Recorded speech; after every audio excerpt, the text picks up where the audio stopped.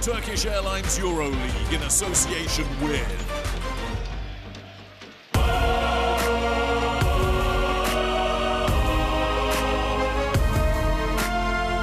Here now, in this game, one goal, one team. Fight for that possession, gotta act fast. Another shot, another pass. The city comes to life and they got something to say. Come on, let's go. I feel devotion. A series that has seen it all. And now it all comes down to this. After Real Madrid forced a Game 5 in the Serbian capital, can Partizan Belgrade bounce back and keep this miraculous season alive? Or will Los Blancos defend the home court and secure yet another spot in the Final Four? It's win or go home tonight, right here at the Wiesing. Oh man, welcome back to the Wiesing Center, the place that most of these fans thought that they had witnessed their last EuroLeague game of the season 13 days ago. And that ended with 1 minute and 40 seconds to go on the game clock, but Madrid did the unthinkable and brought this series back here and made these boys right here travel back for a decisive 5th and final game to see who punches a ticket to Kaunas next week. Partizan comes in a bit wounded after not being able to clinch that Final Four spot in front of their home fans, but now they got Kevin Punter back, and it's a different team. Let's see if Zeljko Obradovic can be the first team to win a 5th game away. There are some things that, of course, we are satisfied, but there are some things, obviously, that we are not satisfied. So, you know, we know each other, and let's see how it will be, first of all, beginning of the game, but to win and to pass the Final Four, you need to play focus 40 minutes and with really big concentration. And now Virtus Mateo and his team, led by Eddie Tavares, had dominated games in 3 and 4, but also are wounded as they lost one of the best players in Gabby Deck to a severe knee injury in that Game 4. Madrid has accomplished the most difficult part, but now will need to finish the task here in Game 5 in order to have a shot for their 11th title. The absence are important. Gabby Deck, Poirier, Yabusel are important for sure. But it's one more game. And this game is today. It's now, and no excuses, no statistics, nothing. It's one day. That's it, one game and one day. But you can't forget about the other 4 games as you see your head-to-head record. 3 of those 5 victories has come this season for Partizan, as we see them won in round 32, plus the first 2 games here at the Wiesing Center. And I don't even know where to start in this series. We've had so many different things happen in the 4 games, and it was just so normal that we would have a 5th game here tonight. Although I'm sure a lot of Partizan fans, I was in Belgrade last week, did not want to see this game happen. But it's here, and it's going on here Wednesday night, and it's going to be the last game of this season before we are to the Final Four. And we already have a couple teams that have registered and worked their travel agents over to get their tickets to go to Kaunas, and there's one right there, Olympiacos, with the 5-game win over over Fenerbahce Beko right there. And now we have the other game going on here is Monaco at home playing against Maccabi Tel Aviv to see who punches that ticket to go into the Final Four. And here we got another one pending another 2 hours or so before we figure out which one of those teams goes. And of course, Barca with the 3-0 victory over Žalgiris is the first team that made it to Lithuania. As we check out the players for both teams here tonight, and every player is going to be important. We always try to focus on a couple key players and make sure that we have the right guys in these games. And there's the one that you have to talk about, who is suspended for 2 games in games 3 and 4. Didn't get any run in those games. He's back, and he scored 40 points in the first 2 games of the series, including a monster 3-pointer at the end of Game 1 to take the victory for his team. And I'm sure he's ready to roll here tonight. And he's got himself a little rest also. And of course, the leader of this team over the last 4 games is Zach Leday, averaging 17 points a game, and give him 25 in that Game 4 performance. But Leday is going to be so important against this Madrid zone tonight that he's going to have to get the ball and be effective from inside and outside the zone. And now we head over to Madrid, and there's so many players on this team. Again, everybody's based around Eddie Tavares, but Williams Goss came up big in game 3. There's Adam Anga coming up big in game 4. But see who's going to come up tonight for Real Madrid will be Zana Musa. And with the absence of Deck, it should be Musa who will get more time and more looks at the basket. He'll need to come up big in what will be probably his most important game in that Madrid uniform that you see him with that number 31 on. As he's averaging 11.5 a game in this series. And Mario Zonia, who went off in game 3, led Madrid that 2-point win. Is the guy right there with 14 rebounds in that game and 12 points in over 37 minutes of game time. And now the head-to-head, and why not? You got to go with Tavares and Lasorte, the two guys that dominate in statistics interior-wise in this EuroLeague season. You see their playoff standings right there. It's been all Walter Tavares. A 41 PIR in game 3 and a 30 PIR in game 4, leading his team to victory. And there you see the big man right there. Remember, he did not play in game 2 because of a knee injury. He went down and had to come back and play 3. He played half of the game in game 2.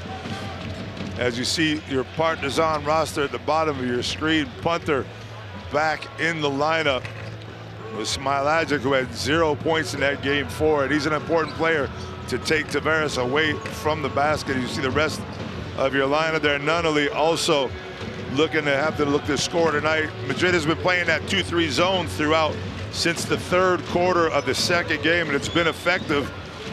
And that guy right there, Sergio Rodriguez, could be the most important player that you'll see come out off the bench tonight. As you see your roster at the bottom of the screen, Chacho has gotten progressively better. Only 5.5 minutes in the first game, 0 points, a couple assists. Game 2, played 11 minutes, 3 and 4, 18.5 minutes, and especially game 4 with 8 points and 7 assists. Chacho Rodriguez is the man for me that Madrid needs to change the pace of the game. My feeling from the beginning of this, as we look at our team comparisons, that I mean, we've seen them so many times over the last 4 games, and they don't change very much in such a short period of time. But this is a game that's all about controlling the tempo. If Madrid could defensively keep this game at 80 points or below, they got a really good chance of winning it.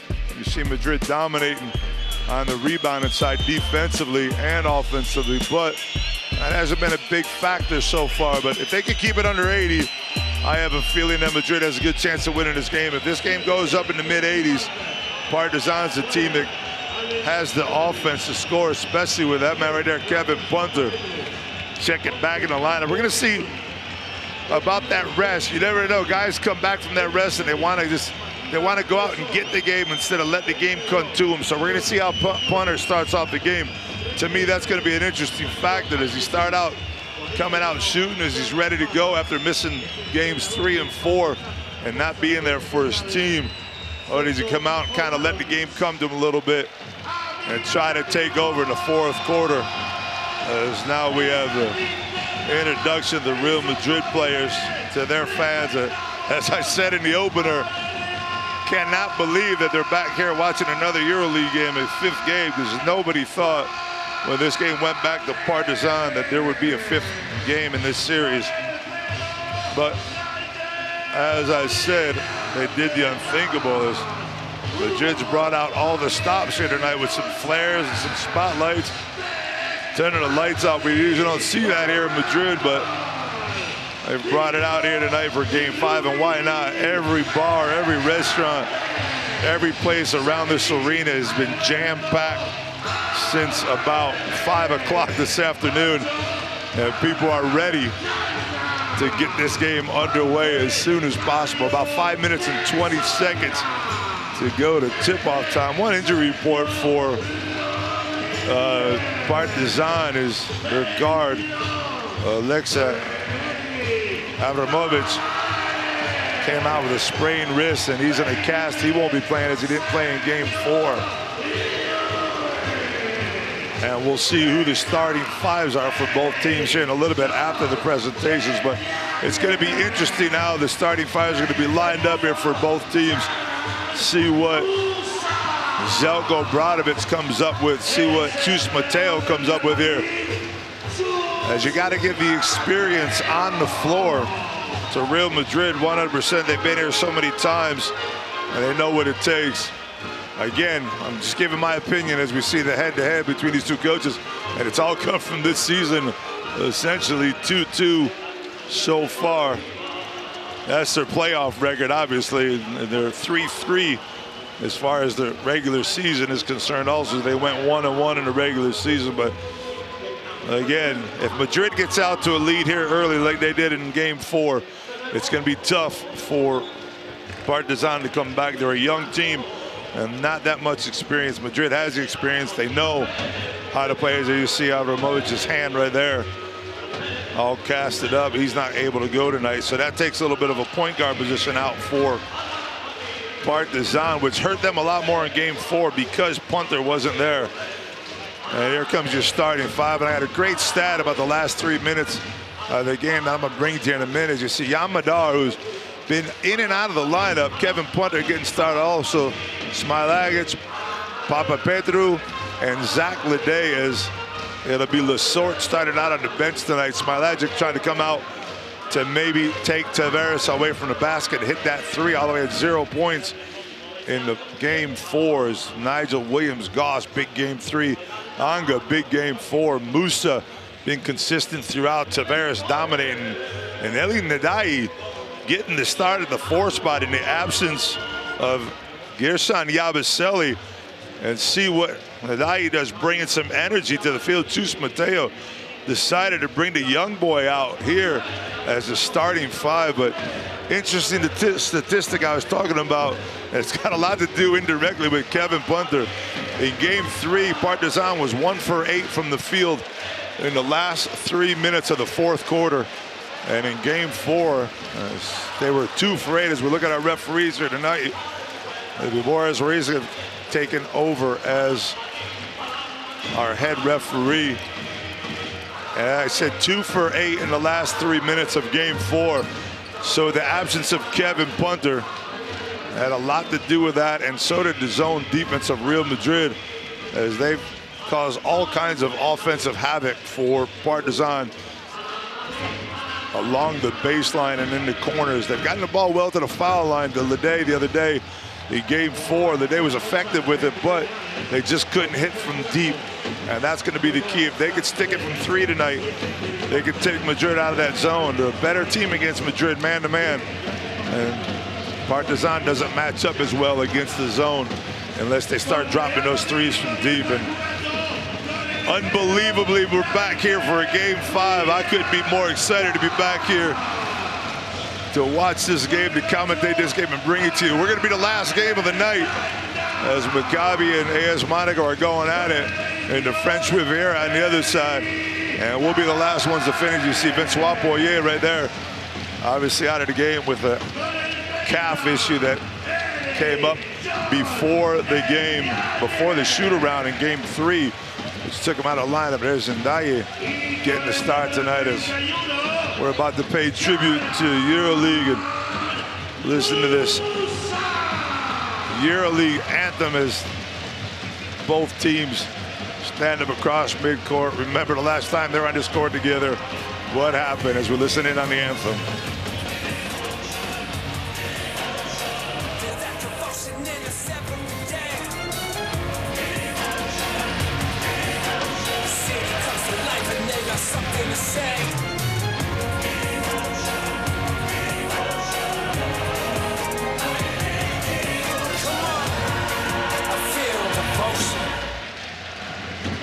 I feel devotion as we're bringing you the last game of the Turkish Airlines EuroLeague playoffs right here, tipping off right at 9 o'clock. In 20 seconds, we're ready to go. Real Madrid playing host to Partizan. And what have been some unbelievable games. They've matched up 6 times throughout the year.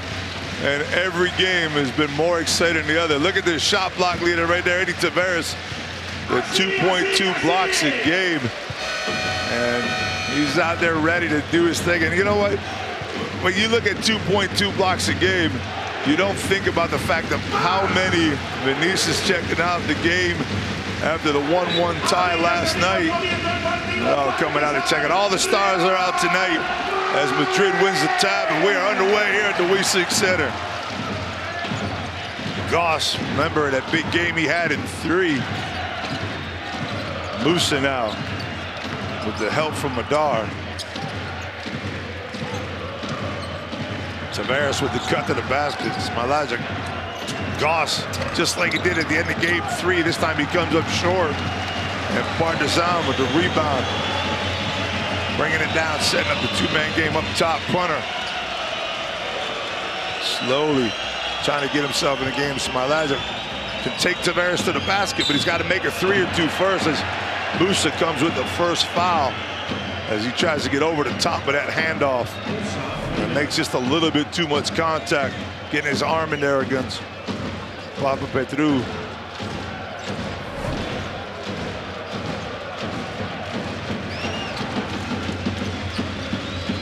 Angra all over Kevin Punter, trying to not let him get into this game.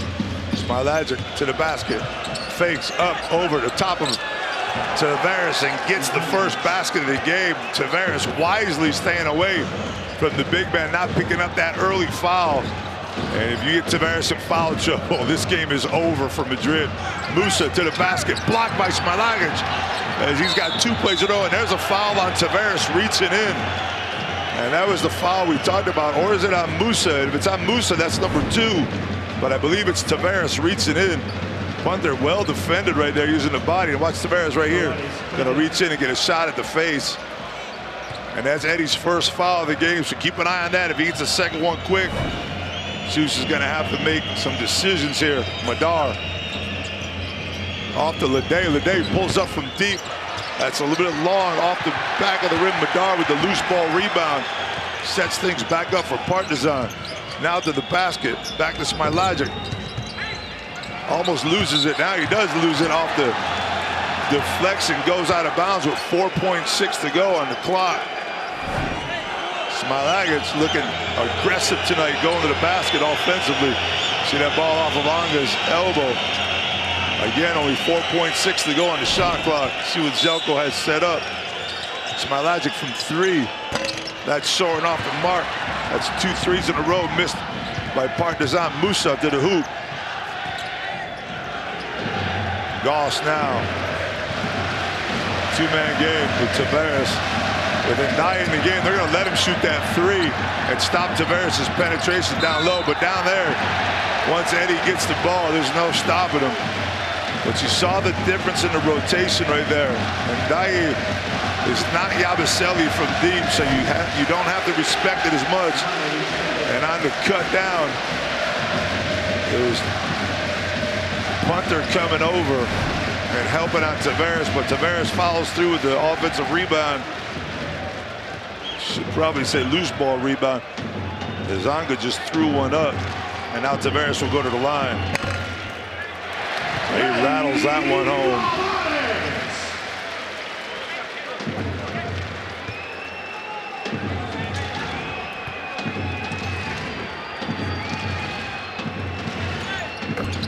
Tavares 2 for 2. Starting off strong, but do you attack him on the other side? Smailagic can take him to the hole and try to get that second foul on him quick. Get 2 fouls here in the first quarter. You make Chus Mateo make some serious decisions. Punter coming off the pick. Punter stops, pops, and drops. Kevin Punter's first shot since game 2 is nothing but money over the top of Eddie Tavares. Goss to the hoop. Dished off Tavares this time.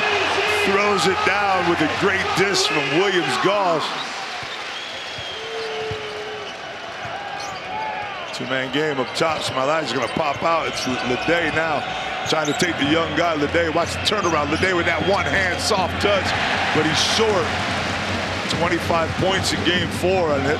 Same exact move right there. Going back into the big man. Tavares They took away this turn on Tavares, and here comes Lede off to Madar. Madar all by himself. Well defended that time by Partizan, and a smart play by punter to get rid of that ball and get it down the court to a wide open Madar. Now inside and Ndaye off to Tavares. He's going to get fouled, but I believe that's going to be on the dish off. So he won't be going to the line. That'll be out of bounds with a new 14. That's 2 quick ones on Smailagic, so his aggressive start got him in trouble off defensively. As he goes to the bench, and it's Matthias Lesort checking in the game, probably a little bit sooner than Selko wanted him to. Now an errant pass, well defended by Madar, as Tavares overthrows Williams-Goss, and that's a turnover for Real Madrid. Make that number 2 for Los Blancos.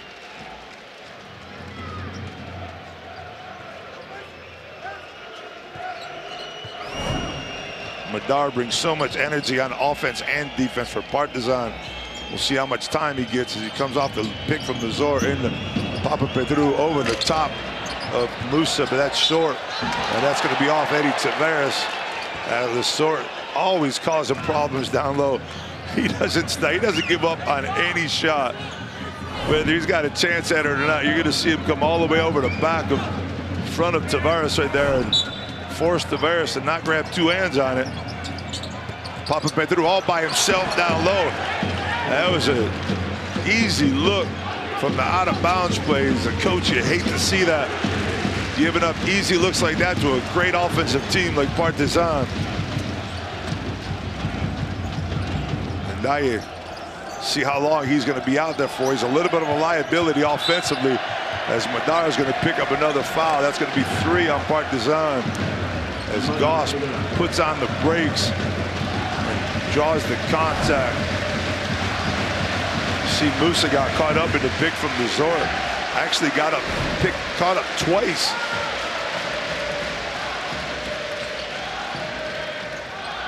Goss now. 2-man game with Tavares. Puts the brakes on again, stops, pulls up, and Williams-Goss with that high arcing jumper. And Adamanga almost got the steal on Kevin Punters.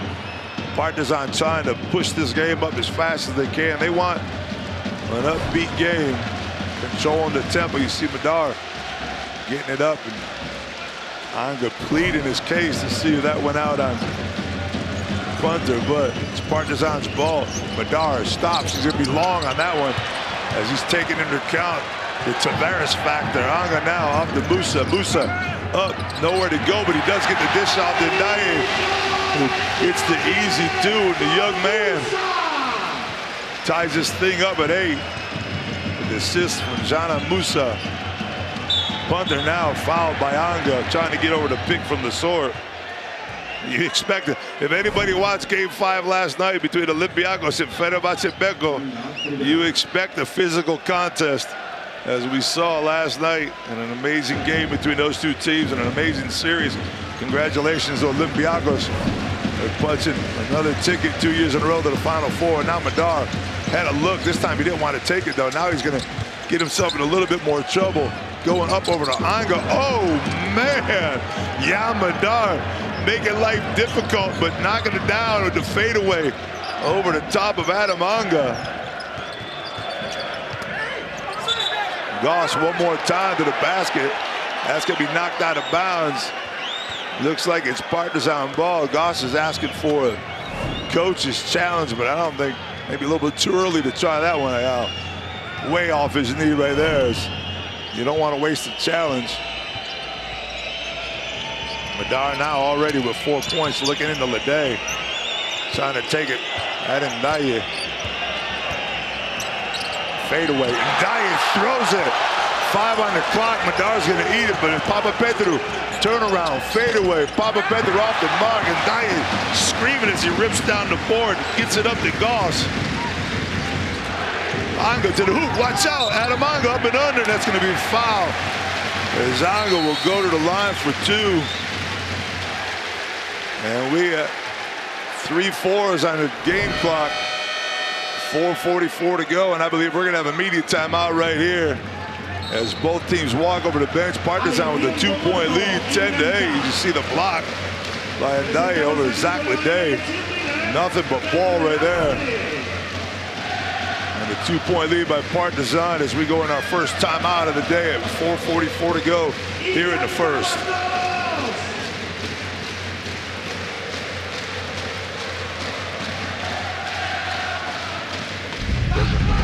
Spreads across the skin, increasing your heart rate and cramping your entire body. You get it when beholding the unexpected, the extraordinary. There's nothing to worry about. We've built up that thrill with every block, with every assist or clutch shot that leads to the moment when everything settles, because it's your emotion that unites us.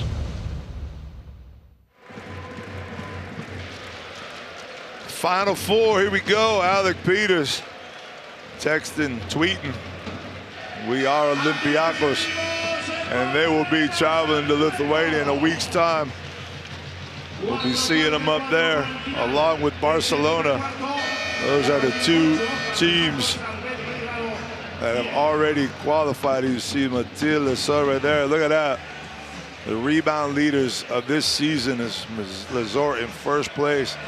37 games played, 7.2, but there's Tavares sneaking up right behind him at 6.6 rebounds a game in third position.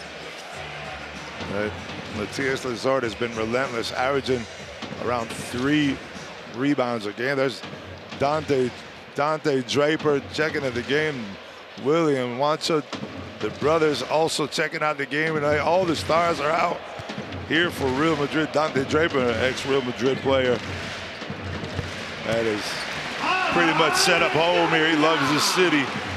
He's always showing up. And of course, the brothers also showing up for the big games. Zonga ties things up.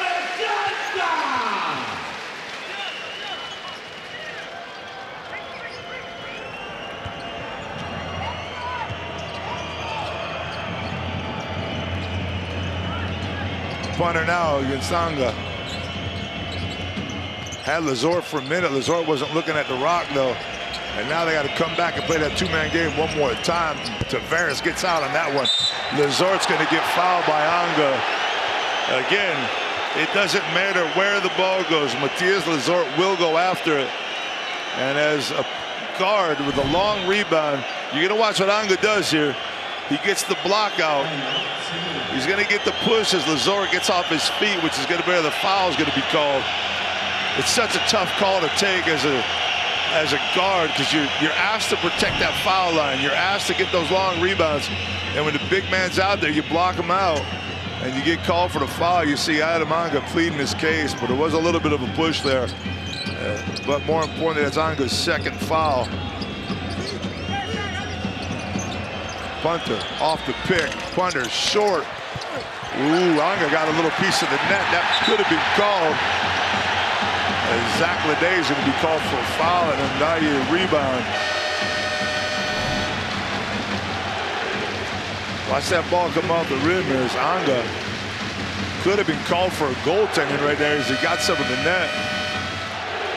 Instead, it's a foul on Lede, which will send Ndaye to the foul line for 2. Madar now to the bench as Exum checks into the game. And this is the point where Kevin Punter goes into point guard position. Although he's had the ball in his hands a lot here so far throughout this game. He'll share it a little bit more with Exum now. The young man, Ndaye, continuing a nice little roll in the first 6 minutes of the game as Chus Mateo decides to go with the 18-year-old here.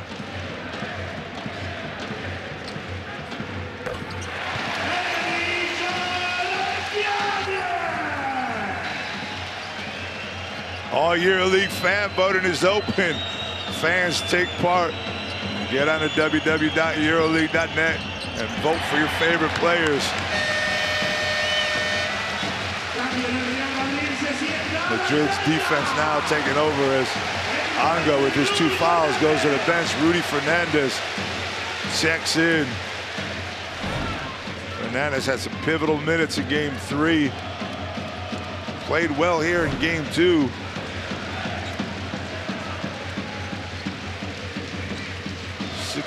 Points in that game 2 effort, even though it was a losing effort, as Partizan now trying to tie things up. Punter draws the foul. That's going to be a 15 foul, so that'll send Punter to the line for 2.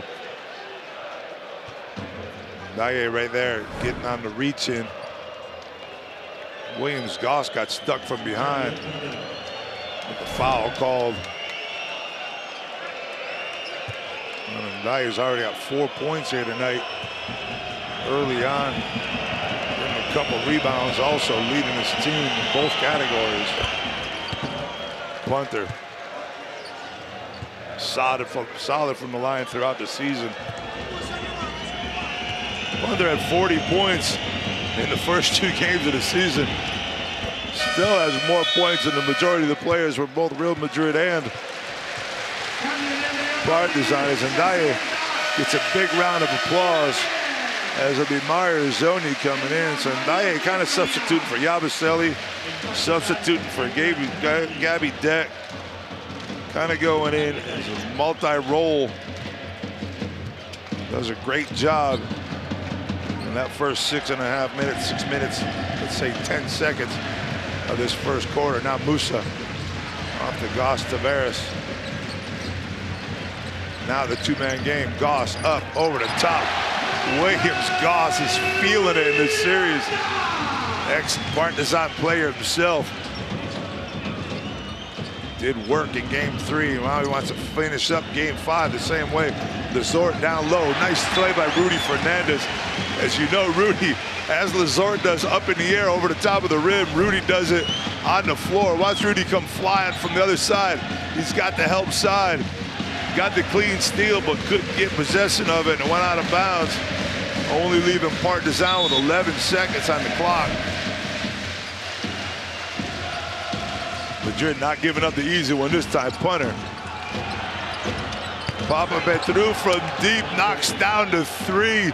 And that's a big shot right there for Partizan as they take the 1-point lead. That's the first 3 made by either team, as Madrid has only shot 1 so far, going 0 for 1. Musa to the hoop, loses the handle at first, and sidesteps and goes up to the left over Lazort.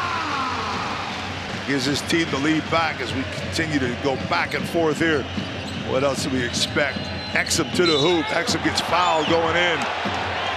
Rudy Fernandez going to be called with that one. Rudy didn't like the call because the ball was kind of loose. You see it get touched right there by Arzonia, but Exum will have 2 to go anyways, as Musa makes a strong move for his first 2 of the game. Partizan missed 9 foul shots at home. Game 4, which is another big issue for them, as they couldn't hit the threes against the zone that we haven't seen here yet tonight. But I'm sure as this game goes on, if Partizan gets a little lead or starts to feel confident offensively, Goss to the basket, throws it up. Nothing going on. Papapetru with the rebound. Here comes Punter. Punter had Nunnally, and now I think Tavares is going to be called for number 2 right there. And that's happening with 2:30 to go in the first quarter as Tavares goes down. Watch Lazort smartly puts on the brakes, and Tavares runs him over. You know, that's a great play by Matthias Lazort right there.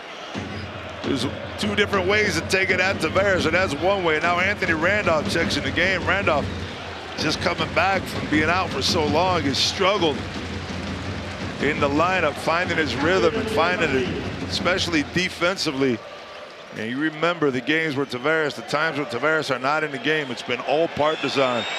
So right now, Chus Mateo is going to have a big decision to make with 2:30 to go here in this first quarter and another 10 minutes to go in the second quarter. Now Randolph does bring something to the game that Tavares doesn't bring, and that's the ability to hit that outside three. But it's a small lineup for Real Madrid. And Zelko Bradovic already had his small lineup in with just Matías Lizord. So interesting coaching strategies coming from both sides. Arizona at your 4 spot, Randolph at your 5. Matías Lizord can dominate inside against both of those players.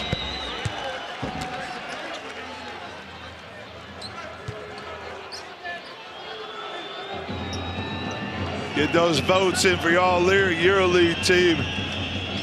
Get them in quick, too. You got the first team and the second team voting until, I believe it was May 10th or May 11th. If it's May 10th, that's today. So you better get your votes in. Partizan now up 3 with Tavares on the bench. Musa to the basket. And he's going to get fouled by punter. He's going to go to the line for 2.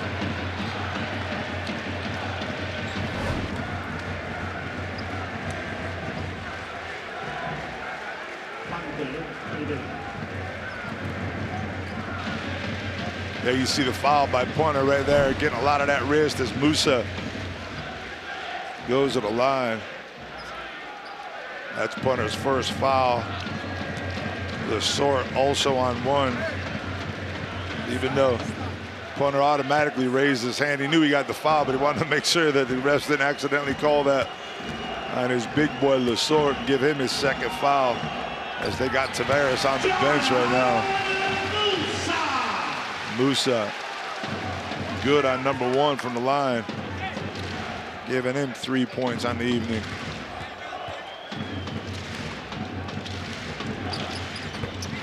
Make that 2 for 2. Let's see how Partizan changes offensively without Tavares in the game. They try to go inside a little bit more. Remember, last time Tavares had foul trouble in Partizan, they played a lot more zone when he was in the game, so you know that's probably coming. Here we go, Lizord inside against Randolph. He's going to bully him, go up. And he's just off on the shot. It's a good move from Matías Lizord, but he couldn't get it to go. Now Madrid back and forth trying to take the lead, down 1. Musa to the basket. Going to go up with that left. Gets it thrown from behind, a little strong off the back, but he's slow getting back. It's a 5-on-4. Lizord's open down the middle. Everybody's open as Musa couldn't get back in time. Now he's back. Exum to punter. Randolph pulls the child. Nice D by Musa as he gets the block on punter. Randolph slows things down. Got 1:20 to go here in the first. Fernandez. Goss now to the hoop, fakes away, and he lost control of the ball. Lizord picks it up, and here comes Partizan. Slowing things up a little. Exum wanted to take it at Rudy. Instead, he elects to wait for the 2-man game. Exum to the hoop with the floater. Gets the roll over the top of Anthony Randolph in a nice 2-man game. And it's a great shot. It's a great quick basket, because now they got a 2 for 1. See what Madrid does with this possession, how far they can bring it down. And there's a foul, so there'll be a couple more possessions for each team, as none of them gets called for the foul. It'll be Musa going back to the line. See the block by Musa. 2 blocks already by Real Madrid, as Fabian Coser is going to see his first action in a while. Hasn't played in this series yet. Been out with a fever. He traveled with the team to Partizan, but didn't get any action. Didn't even suit up in those 2 games. And he always comes up big in big games. You've seen him in Final Fours over the years. You see them in ACB championship games coming up big. And he's a guy that sits back, doesn't say much, keeps it to himself, and just waits for his opportunity.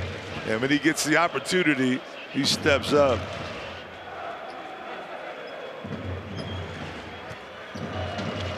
See if he can do it tonight, as Stefan Savic, Atletico Madrid soccer player, in the crowd here tonight. Musa already 2 for 2 from the line. Make that 3 for 3. How'd everybody else get a ticket to this game and I couldn't get any tickets?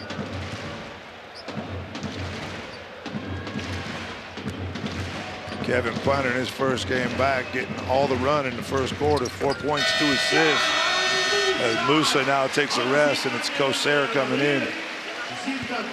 You know Kosar's going to have some energy. He's ready to play. He's been out of the lineup for a little bit too long for his liking. And now Exum bringing things up over the half-court line. All right, are they going to go for the 2-for-1? And they are. And the foul is going to be up top on Rudy Fernandez. Rudy has a tough time guarding Exum on the open floor. And there wasn't much help there. But again, Exum looking for that 2-for-1 right there.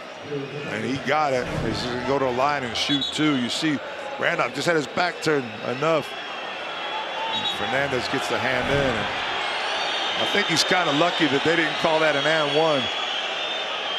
They called that foul a little bit early, because he definitely got him going up also on that shot. It should have been an and one. It's both Rudy and Exum talking out. And Exum's like, come on, man, I was going to the basket. You done. Look at the look between the two of them. As Rudy just looked at the referee, Rudy's like, is it 2 shots? He's like, at least it's 2. In my opinion, it looked like it was an and one, but Exum's going to go to the line for 2. He's already made a couple here tonight. He's at 4 points, trying to give his team that 3-point lead one more time. Again, the fact that he took that ball to the basket against Fernandez with 35 seconds to go gives his team another possession offensively. You can go up 3 right here with the foul shot and get a stop and a score. The rhythm of this game changes quickly, but it's Chacho in the game now trying to change the rhythm. He relies so much on Eddie Tavares when Tavares is in the game, but this time it's off to Randolph. And you see what Chacho does. It's the quickness, it's the speed, and Anthony Randolph feeds off of it that time, as normally it's Tavares, but now they're going to spread out the floor. It's going to be Exum one more time against Rudy. Rudy's going to force him to the left, force him into the pick. Exum pulls up from deep. That's going to be off the mark. Lesor can't get the rebound. He shot it way too soon. Herzonia's going to have a chance from deep. Herzonia off the mark. And it'll be both teams finally. Seems like an eternity that first quarter, but it was an enjoyable one. And it'll be Partizan going into the lead going into the first quarter with a 1-point lead, 23-22 right here at the Wiesing Center.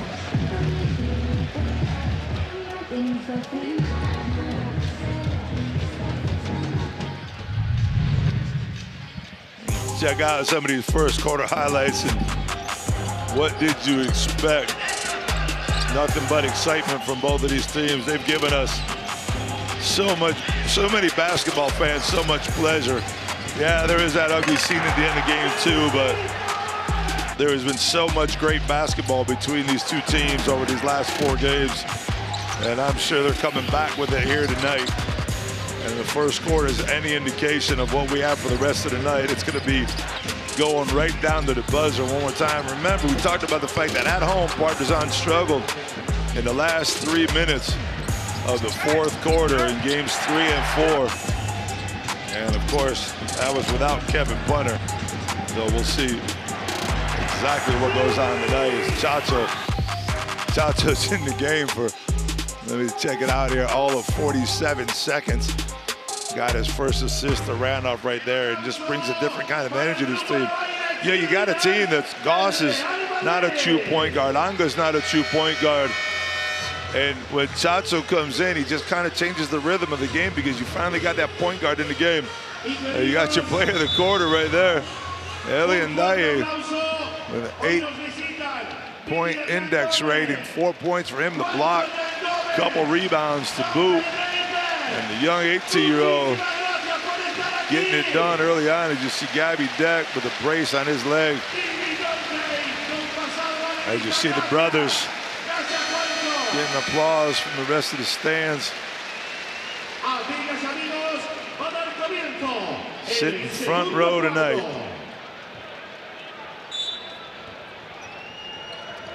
And here comes Partizan with that 1-point lead in possession.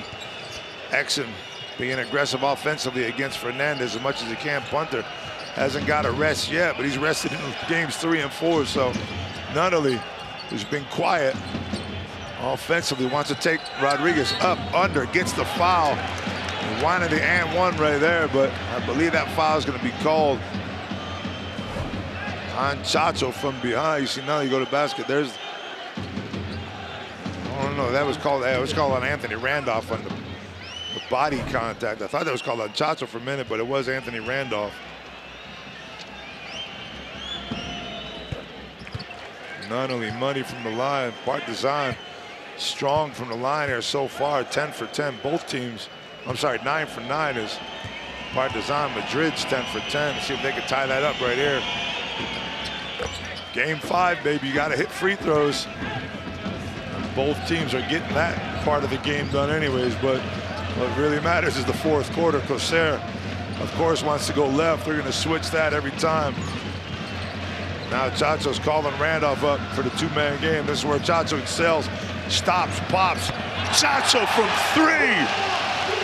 Sergio Rodriguez again steps into the game, an assist and a 3. And Selko Obradovic is yelling at the bench. He can't believe it. Nunnally to Lazort.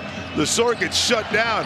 Exum now past Rudy to the basket. Up, under, off the rim. Knocked off the rim by Randolph.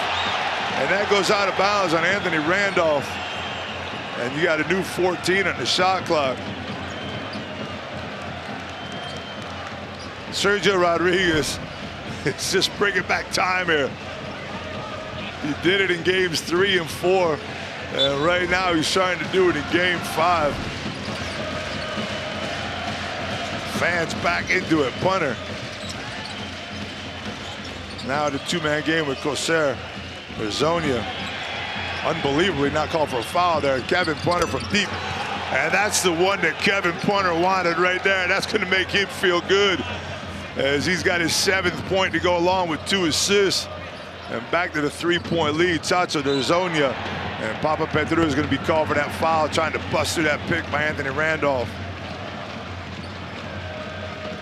No free baskets, no easy baskets, no easy picks. Because you got to try to bust through, and now it's going to be pretty fun of it checking into the game. Papa Petru going to the bench as he put in some good minutes for his team.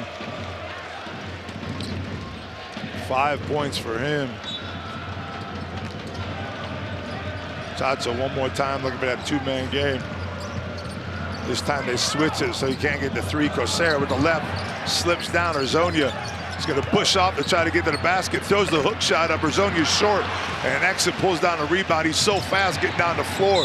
But this time the ball is deflected. And we're going to see that's Chacho's 2nd and a technical. And the technical's on the bench. That's going to be on Chus Mateo. I was going to say that was Chacho's technical, dude. That was going to be 3 on him. You see Coser come after. Chacho goes in, comes back, makes the contact from behind, complains to the ref. Chus Mateo gets the technical foul. And that's going to send Kevin Punter to line for 1 and a possession for Partizan. Eddie Tavares still on the bench.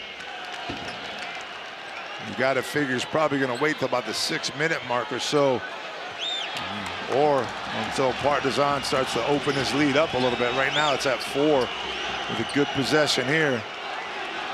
You can make this a 6 or 7-point game here.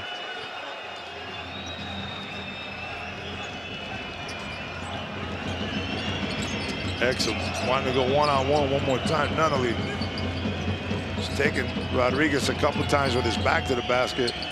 This time it's Stefanovic to the corner. Punter wants Coser one-on-one, and that's going to be a foul up top on Coser. And that's 3 quick ones for Real Madrid in under 2 minutes of this 2nd quarter. Remember, both teams are shooting 10 for 10 from the free throw line. Make it 11 for 11 for Partizan after that technical. Sort gets it in just in time for Punter. Kevin Punter one more time, giving his team the 7-point lead. And why take him out if he's rested for the last 2 games? You're gonna see him come off this handoff right here, and he just stops sideways and knocks it down with nothing but nylon. And Kevin Punter giving his team a 7-point lead.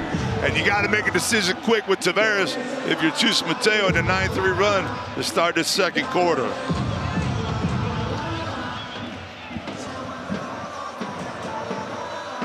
Vamos a estar altos siempre, todos los mano a manos. Todos los mano a manos. Vamos a atacarle. Está contigo. Junte. Vamos a jugar cuernos dados. Vamos, esos aplaudidores. Bien. Bien. Ahí se va. Vale, Mario, recibe esto primero. Vamos a brincar con el gol aquí. Vale, vamos, chicos. El aplauso para el grupo de baile cheerleaders del Real Madrid. First 2 minutes of this third quarter, or second quarter. And it's a big 9-3 run by Partizan to put them up 7 as Eddie Tavares still remains on the bench with those 2 fouls. And how long do you go till you see Eddie Tavares? And how long does Chus Mateo go until we see the zone defense come out? Not as easy to play zone with Kevin Punter in the game, although they did it in second half, in the third quarter of game 2 here. And it was quite effective to get them back into the game, but it just wasn't enough to pull out a victory. And now, Madrid finding themselves down 7 in a curious position right here. Needing some scores offensively. Chacho's been effective so far. Him and Randolph in the 2-man game. Back into Randolph. Randolph with the turnaround. Off the mark on the back of the rim. And Partizan one more time with the possession. It's Exum at the point guard ever since Madar went off. Taken over off the Nunnally on a set play from the out of bounds. Nunnally on the fake sort up and over the Zonia and making it a 9-point game as you saw the back pick coming for Nunnally. He got around his defender and found Lazort on the bounce pass, and Tavares is up and ready to play again. And we'll see how they go after him. As Chus Mateo has seen enough. Chacho wanted to go one-on-one against Lazort. Well defended by Lazort, has to kick it out. Cosera's gonna have to steal a step back 3. Foul, and 1. And I'm not sure there's a double foul here because Nunnally went down also. And the 3 is gonna, let's see what they call here. The 3 is good by Coser. No foul, so the foul was down low on the box out. You're gonna see down here, somebody, I think there's Zonia throws Punter to the ground. So that's gonna be the 4th team foul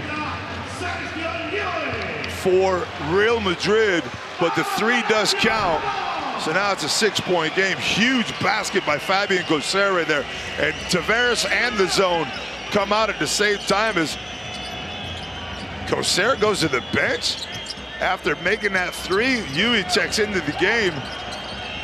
And here comes that zone pressure from Real Madrid, deflected by Rudy Fernandez. And let's see what Zelko Obradovic has come up with. He hasn't been able to be effective against his zone defense in games 3 or 4 in Partizan. Again, and that's Leday's checking right in. He wants Leday at the foul line. That was the most effective plays that he had against the zone, was Leday in the paint throughout games 3 and 4. And now Obradovic is going to call a timeout, I believe, and make sure that his team remembers everything they talked about over the last 6 days as this zone comes out. You'll expect Chus Mateo to come out man-to-man now, at least for this possession.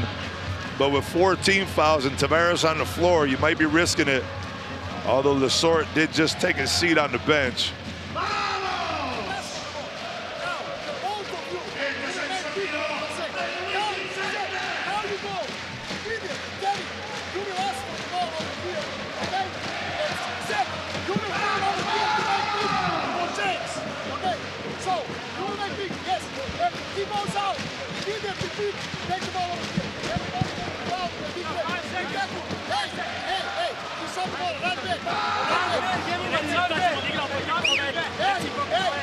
Tavares inside.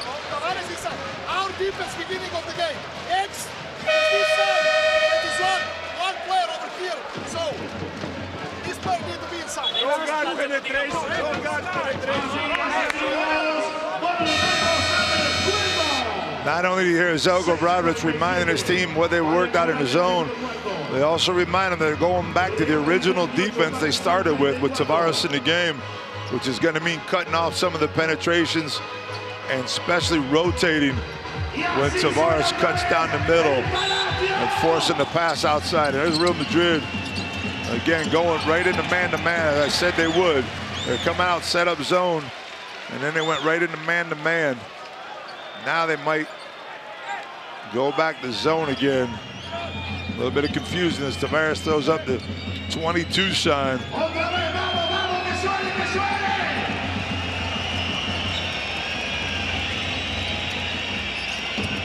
Trifunovic stops on an inbounds pass.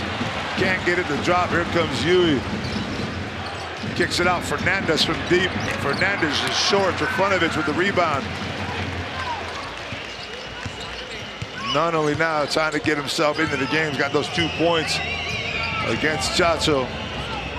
Zone defense. Trying to get into the corners. There's Lede. Nobody on the baseline there. You got to get someone cutting low on the baseline.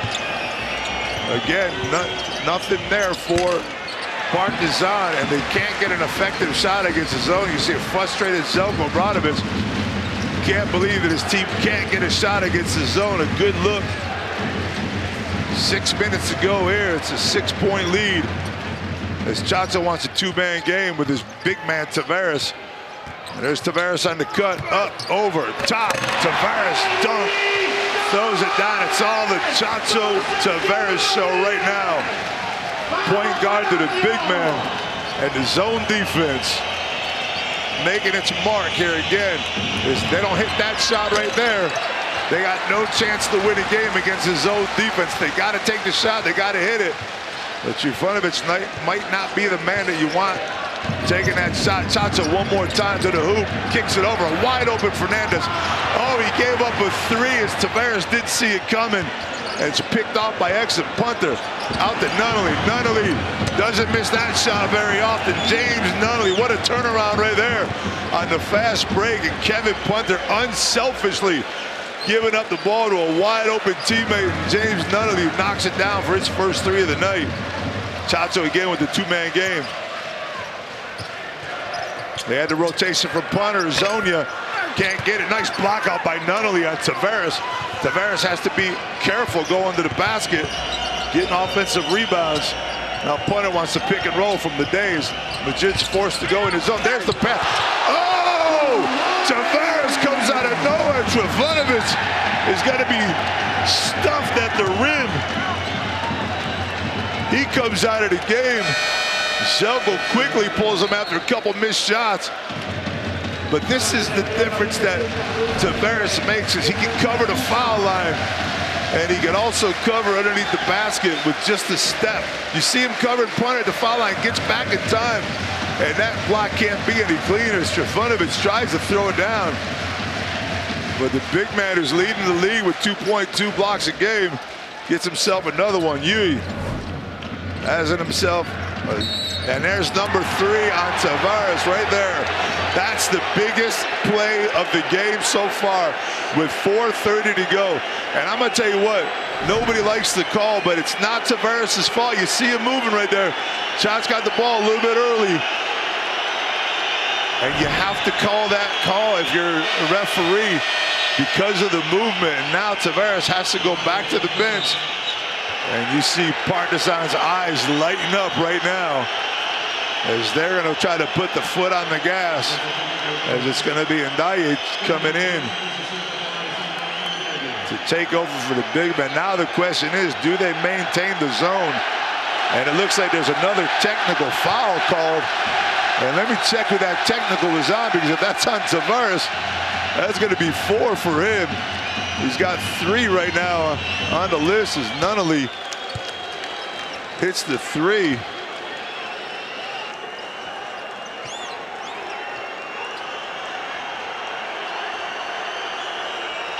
I thought the first foul, technical foul was at Chus, but I guess that was a bench tech. I was a little concerned that Chus was out of the game with that second technical foul, but it was a bench tech earlier, and this time it was on Mateo.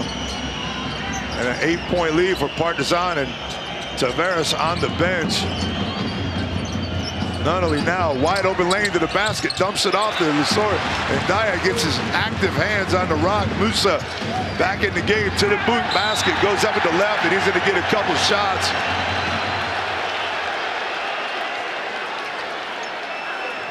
As Partizan, you see the Partizan players talking to each other. Leave the refs alone, let's not get into it. Keep our composure, no problem. The foul's called, no big deal. Let's play. We got an 8-point lead. Let him go to the line, make his 2. We get the ball back. We got Tavares on the bench. Obviously, Tavares is not going to be in this game for the next 4 minutes, so it's so important for Madrid to keep this as close as possible so that they could get the services of their big man back one more time early in that third quarter. As Punter got himself enough rest, Selko Bradovic calls him back off the bench, leading his team with 11 points. Musa with a miss and an active rebound, but it was given up as now Nunnally has a wide open lane. Now pop-up and through to the hoop and a dunk and a wide open break for Partizan as they got a lucky break off the missed foul shot by Musa that ended up in Ndaye's hands, and he couldn't hold on to it. And the fast break, it's Nunnally coming down. The Papa Petru goes up and throws it down, and now Partizan with a 9-point lead with 4 minutes to go here in the second quarter.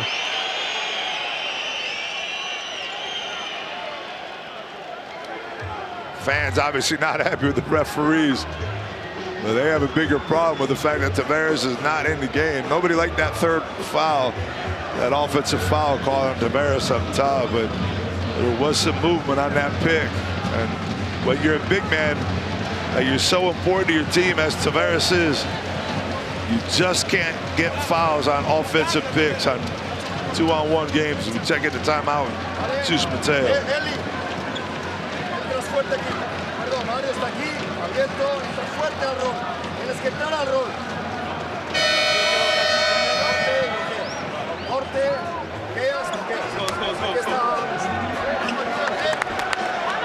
Well, the missed foul shot and the fast break that you just saw is the way to beat a zone defense. If you don't let the zone defense set up and you get yourself out, get defensive rebounds, steals, and run the break, and you get easy baskets, you're not worried about playing against the zone, whether Tavares is in the game or not. You know, right now, as I said, these last 4 minutes are so important to Real Madrid because that guy right there you see on your screen will not be back in the game. I can guarantee you that, unless Chus really wants to risk him picking up that fourth before the second half. Yuri now hasn't done much in this series. Wants to go to the hoop, and he can't get it done, and Ndaye tries to get the rebound. Sergio Yuri had just not a good series. Only 8 minutes a game, 9 total points, had 4 assists. In game 1, he's 0 for 5 from the 3-point line in the series. So she's looking for a little bit of a miracle tonight as they go back to man now.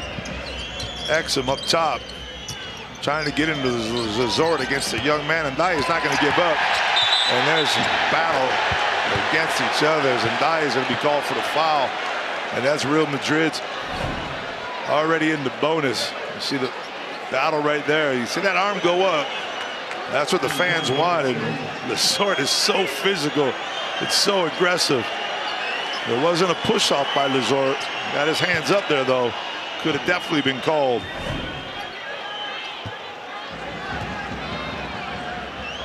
It's a second on Ndaye.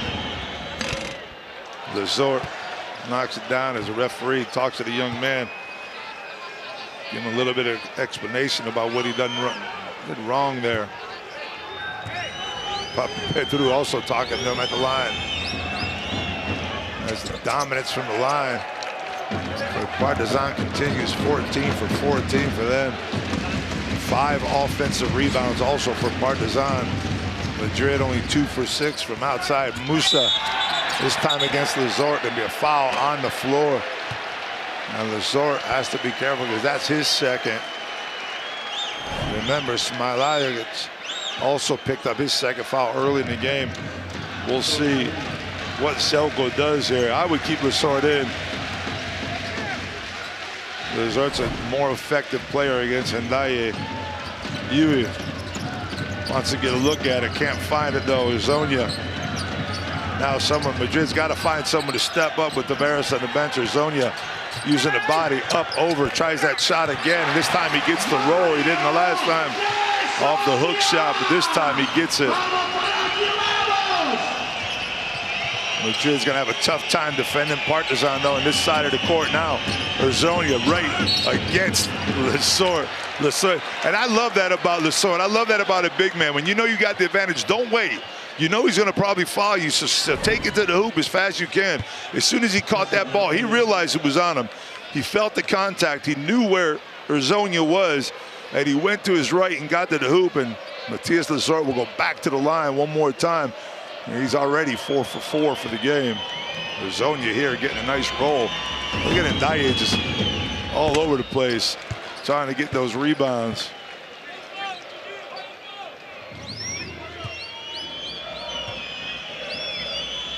Ten-point lead for Partizan. Make that 11. Lezort. Anthony Randolph looking on. Randolph had about 5.5 minutes of game time, scored a couple points, but he's back on the bench as Hendaye is trying to take Tavares' spot. Yui's going to pull up from deep from 3, and he bricks that off the backboard. And here comes Exum. Watch out, because Exum gets down the court so quickly. Lede, had Lezort for a minute, could find one more time. It's against Zonia. This time, Nunnally's not giving him any space. They come down and double team him. Exum needs it to the hoop, floater, nothing there for Exum. And here comes Real Madrid wanting to run back.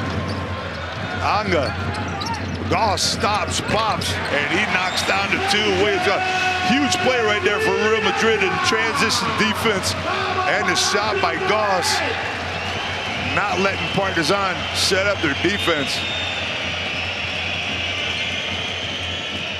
Again, Lezort. As Lede drops, Lezort kicks it out. Nunnally pulls up from 3. James Nunnally with the defender all over him. Sergio Yu in his face. And Nunnally drops the 3 from deep to go up 12. Zonia wants it from deep now. Zonia's short. Exum loses the rebound. Here comes Exum one more time. Into Nunnally against Yui. See if he takes him to the hoop. You got a zone defense with Hendaye sitting in the middle. Exum from deep. This time it's Lede, stops at the foul line. Lede short, not on the mark at all today. As Lezort, that'll be Lezort's 3rd foul, I believe. So it'll be punter checking back into the game, as will be Madar.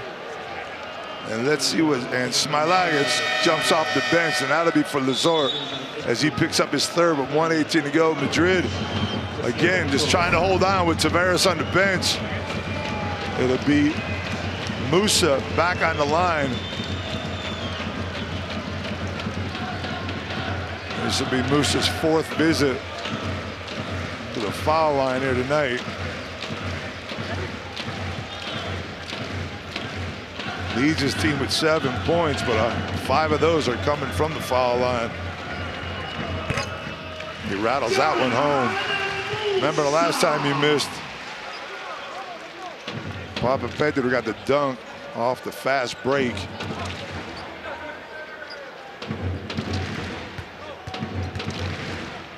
Who's an excellent foul shooter throughout the season. Knocks down both of those. Double-digit lead still remains for Partizan.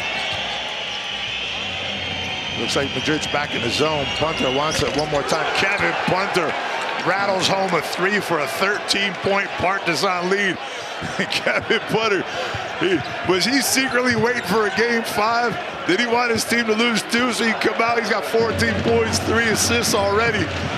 Leading his squad. Goss wanted to do something. Oh, he shakes down Smilagic. Stern spins up under. Williams Goss with a spectacular move. Woo! Gotta love when this guy gets it going. It's fun to watch. Talk about fun to watch. Punter kicks it off. Madar swings it over. Lede all by himself in the corner. Sack Lede for the 3. And now you start penetrating that zone and open up the corners. And it's a different game without Tavares in there. Madrid now wants 1 shot if they can. They're down 14. Goss, they switch. Punter on Ndaye. You know Goss is going to want to take it. They don't want to give it to Ndaye down low. And Moose is going to have another chance with 4. Fakes it, can't get it to fall. And a foul on the floor. That's going to be on Ndaye, I believe. So that'll send Partizan to the line with a half a second to go here in this first half. And the ability to get up by 16 points over Real Madrid on their home floor in the 5th game. Kevin Putt over here staring me down. As it's going to be Punter going to the line. Madar with a beautiful kick out to Lede. You see the bench knowing as Zach Lede was due. He's 0 for 3 from 2, 0 for 1 from 3. And that time Lede knocks it down.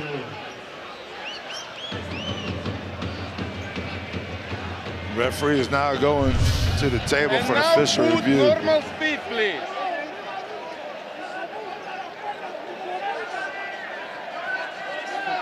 You're going to see there where they call the foul.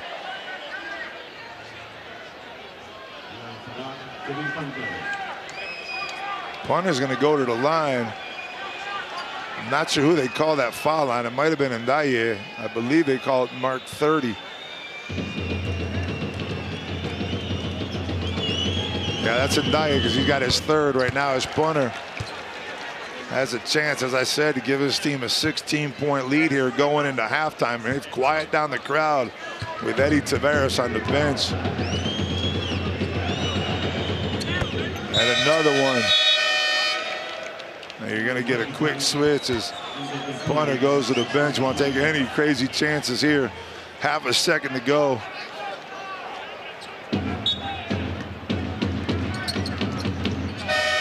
Yulia with the long one, just short and off the mark. And Partizan has a lot of work to do, but right now it's Real Madrid has a lot more as they go into the locker room down 16 points with a huge second quarter. 32 points for Partizan, 17 for Real Madrid, and a 16-point lead as we go down and talk to Kevin Punter, definitely the MVP of this first half. Kevin, 55 points in that first half. What was working for you guys offensively? A lot of things, but we just got to stay focused, stay locked in. What's going to win this for you guys in the second half? Stay focused and locked in, that's it. All right, my man. Focus and locked in, that's all Kevin Punter's worried about right now. As now we go talk to Zana Musa, had himself a nice little half, but finds his team down 16 points are going into the second half. John, on 16-point game going into halftime, what's going to get you guys back into this game? I think we got to do better. That's it. Thanks. That's a quick answer right there from Zana Musa. Definitely don't want to be interviewed when you're down 16 on your home court. Remember, no team has lost the 5th game on their home floor yet. There's still an opportunity going on in Monaco, but there's definitely one going on here. It could happen twice in one night, something that's never happened before. But also, no team has lost with a 2-0 lead either, which can also still happen, even though that 16-point lead is giving Partizan some cushion. As you see your head-to-head right there, Kevin Punter with 16 points and 3 assists. Turkish Airlines, 7 days, BKT, Adidas, Fedcom, Adu Prime, and Ultimate Champions. official global sponsors in association with the Turkish Airlines EuroLeague. Here's your first half highlights, and through the first quarter, it was pretty even, but it was that man right there in the second quarter opened things up without Eddie Tavares in the game. Tavares pulling that third foul on an offensive charge call on a legal screen, and that is all that you can imagine that Real Madrid did not want to have happen tonight. Tavares' presence is so important to this team, especially without Deck in the game, without Yabusele. Their inside presence is diminished greatly. As you see Tavares right there being able to cover foul line and basket, but you can't do it sitting on the bench. And I would have a feeling that Jesus Mateo has a big decision to make coming out of halftime, whether to put him out there and expose him to that fourth foul quickly in the third quarter, because you're down 16. You need to make a move quick. So you might want to make that risk, take that risk, and get Tavares back on the floor. As you see the game stats right here, 100% from the free throw line, 18 for 18. A lot of free throws by both teams, 13 for 14 for Real Madrid.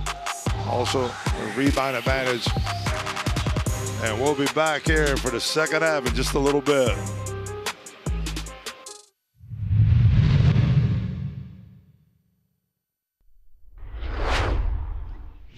Hi, my name is Tomas Adransky. And my name is Jan Vesely. And we are from Barcelona. Hello. Wait, we are not from Barcelona. We play for Barcelona. We play for Barcelona. Again, let's go. Hey, focus.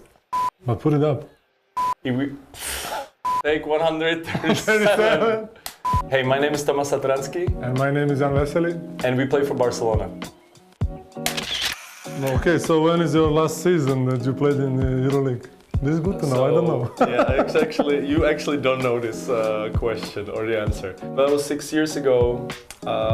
We lost Game 5 against Lokomotiv Kuban, so thanks for bringing that up. No problem. That was a well-fought series.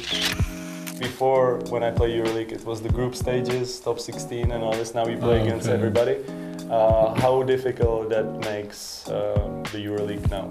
But now, it's more competitive, every game is, is difficult. So there is no easy game, there is no on the road easy game. Well, me, 2010, going to Final Four with Partizan, some teams we didn't even play until the Final Four. So I would say now is, the quality will show up. You have to be ready, you have to be always ready, always prepared for tough games.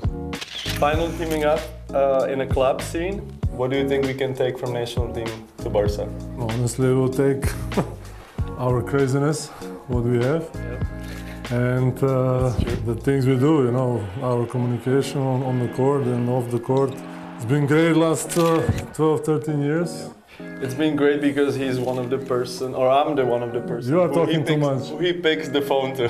Yes. You don't pick up phone. Yeah, I don't pick up the phone, but lately you've been picking up the phone, so that's good. To you. Yes, I know. What do you most love about each other?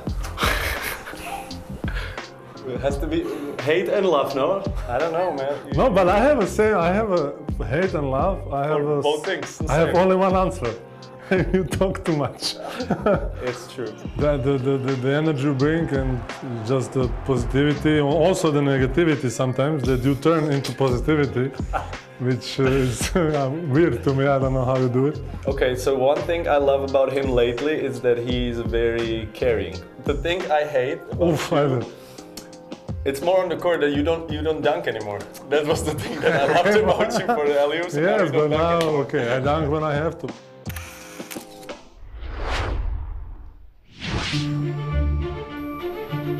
A country steeped in basketball history, set to host the biggest basketball event on the continent. The EuroLeague Final Four heads to Kaunas. It's number one. You know the saying that it's a second religion, so it's the pride. Historically, it's the pride and the symbol of freedom, so that's why the support is there, and I'm sure it will never go away. I think that Kaunas is one of the biggest basketball cities in all of Europe, if not the world. They produce a lot of great players. a lot of great history in Kaunas and Žalgiris specifically. So for them to host it, I think is big for the club, big for the city, and pushes the narrative that Kaunas is one of those top cities in the world for basketball. Of course, for the city of Kaunas, this is a big responsibility. Lithuanians love basketball. Basketball is #1, so I think our city, our country deserve Final Four, and now also one more dream come true. With fans from across the globe preparing to make the journey to Lithuania, the country will host the end-of-season showpiece for the first time in EuroLeague history. Final Four is the biggest event in club basketball in Europe, by far.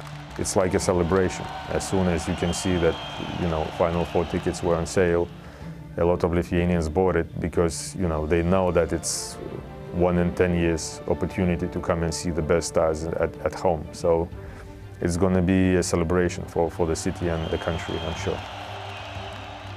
It's a huge event.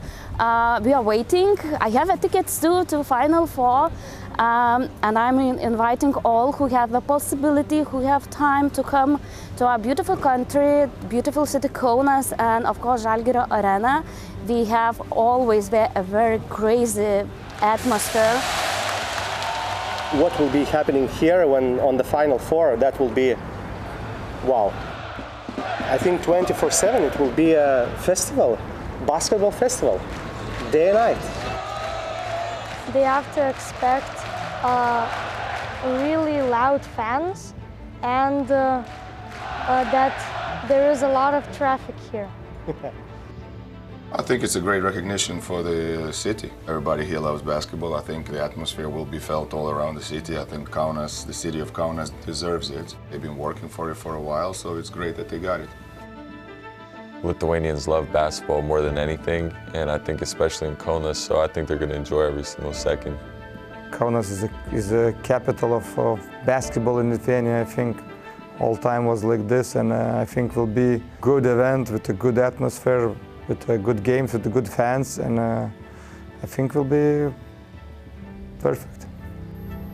As attention turns to Kaunas, a basketball spectacle for the ages awaits.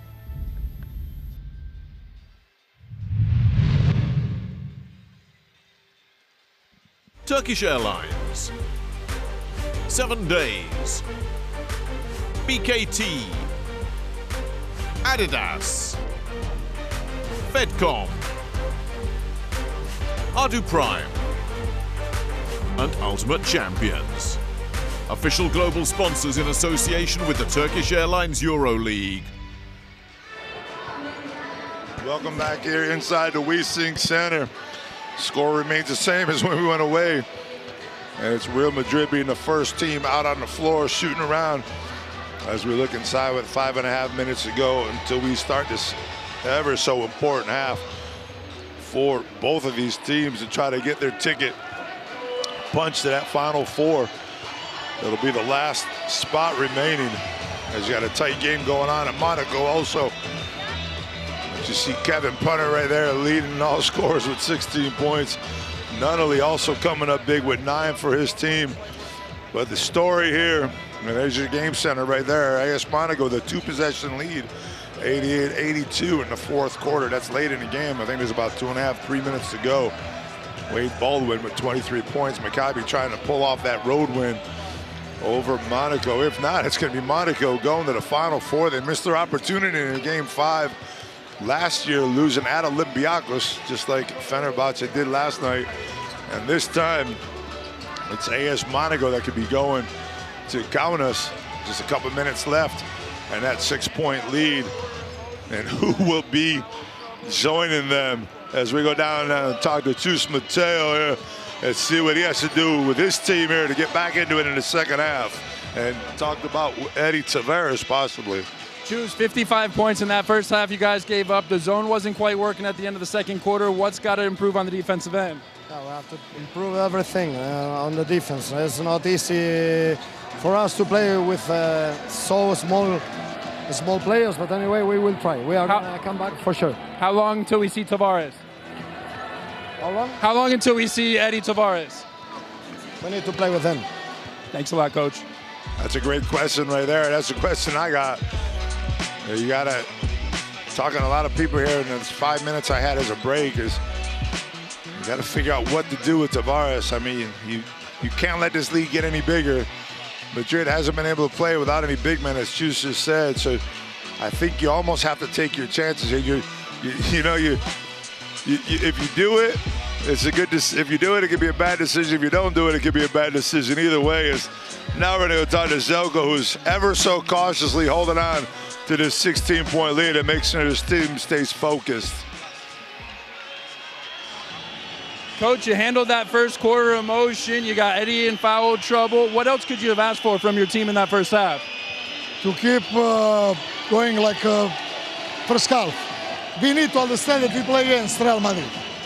A lot of character inside of this team. So we need really to be focused and concentrate everything that I talked before the game, 40 minutes. 55 points in the first half. Are you going to keep pressing on the offensive end?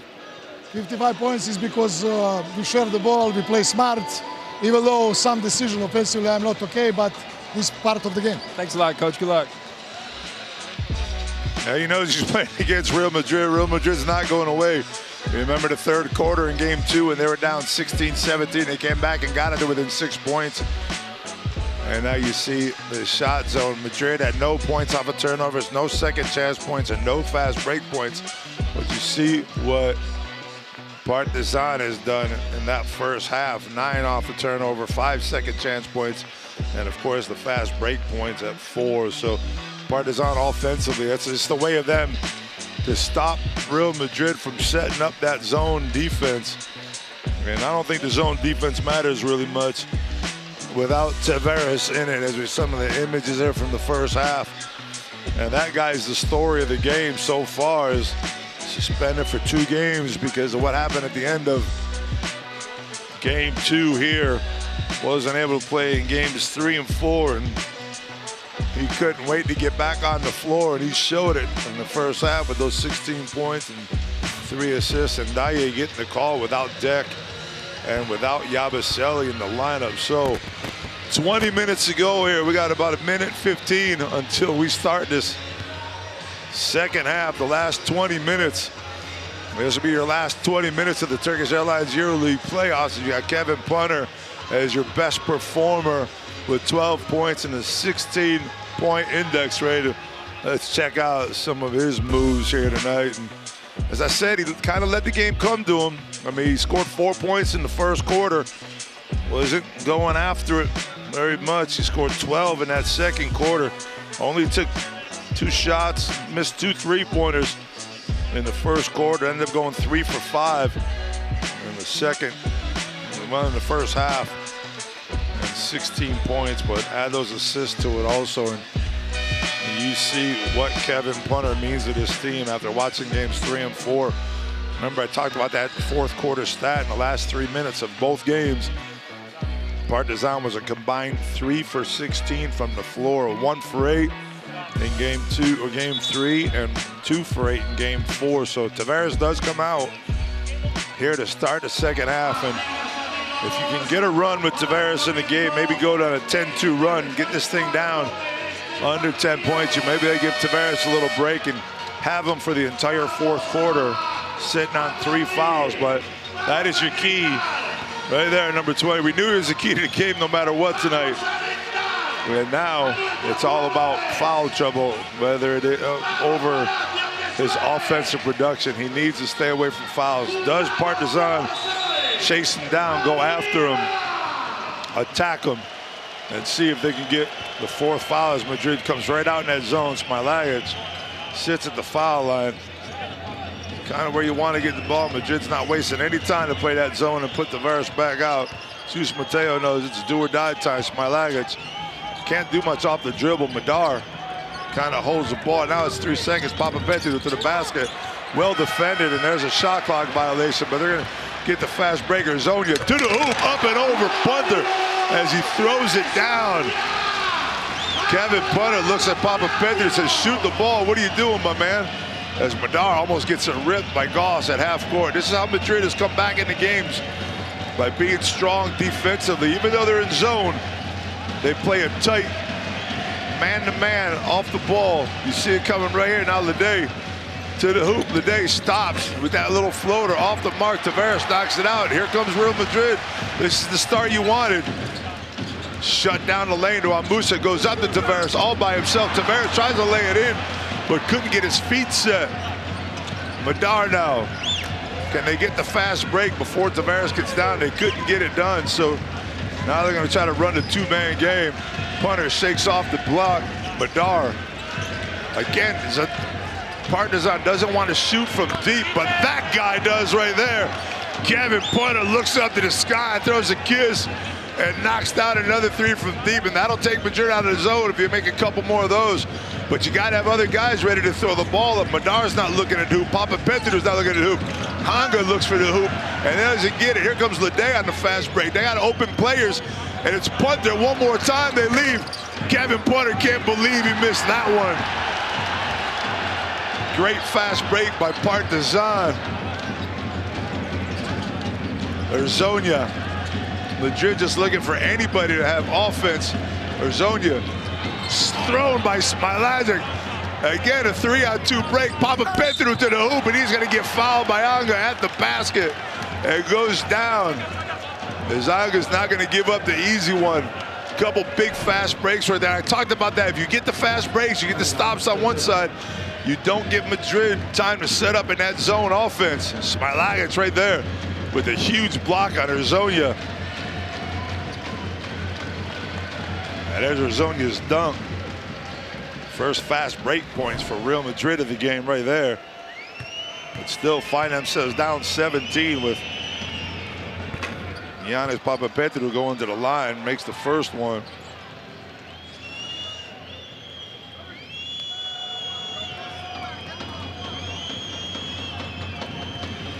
Madrid started as good as they can that quarter with a couple stops. This time, Papapetru off the mark. That's the first miss of the game. 19 for 20 for Partizan. Any little thing helps for Real Madrid right now to try to inch their way back into this game. Tavares gets the ball a little bit too far from the hoop. Musa trying to use that body. And they're going to call the basket good. He got fouled on one side of the basket. And they're going to give Musa the continuation on the reverse side. And Zelko Brada just shakes his head as he can't believe Smilagic let him get to the hoop like that, as he calls for Matthias Lesort right away.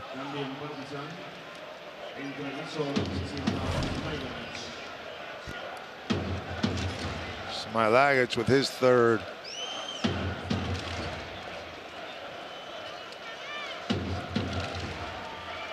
Musa doing everything he can with 11 points and 5 rebounds here tonight. He's going to get an and one. Nothing but nets. Back down to 15. Little full court pressure now by Real Madrid. Partizan, you want to attack it if you can. You know when you got the lead, you want to take some time off the clock. But you don't want to take too much and get yourself bad shots. Like right now with 4 on the clock, you're in a one-on-one situation. Madar's got to put it up, and that's the bad shot I was talking about. Lede taps it out. Here comes Real Madrid on the fast break. Musa's got it going to the hoop. Can't get it to fall. Madar throws it out. Looks like he stepped on the line. Even though Papapetru tried to make the right play and let it go. I think Madar stepped on the line, or the ball landed on the line, one or the other.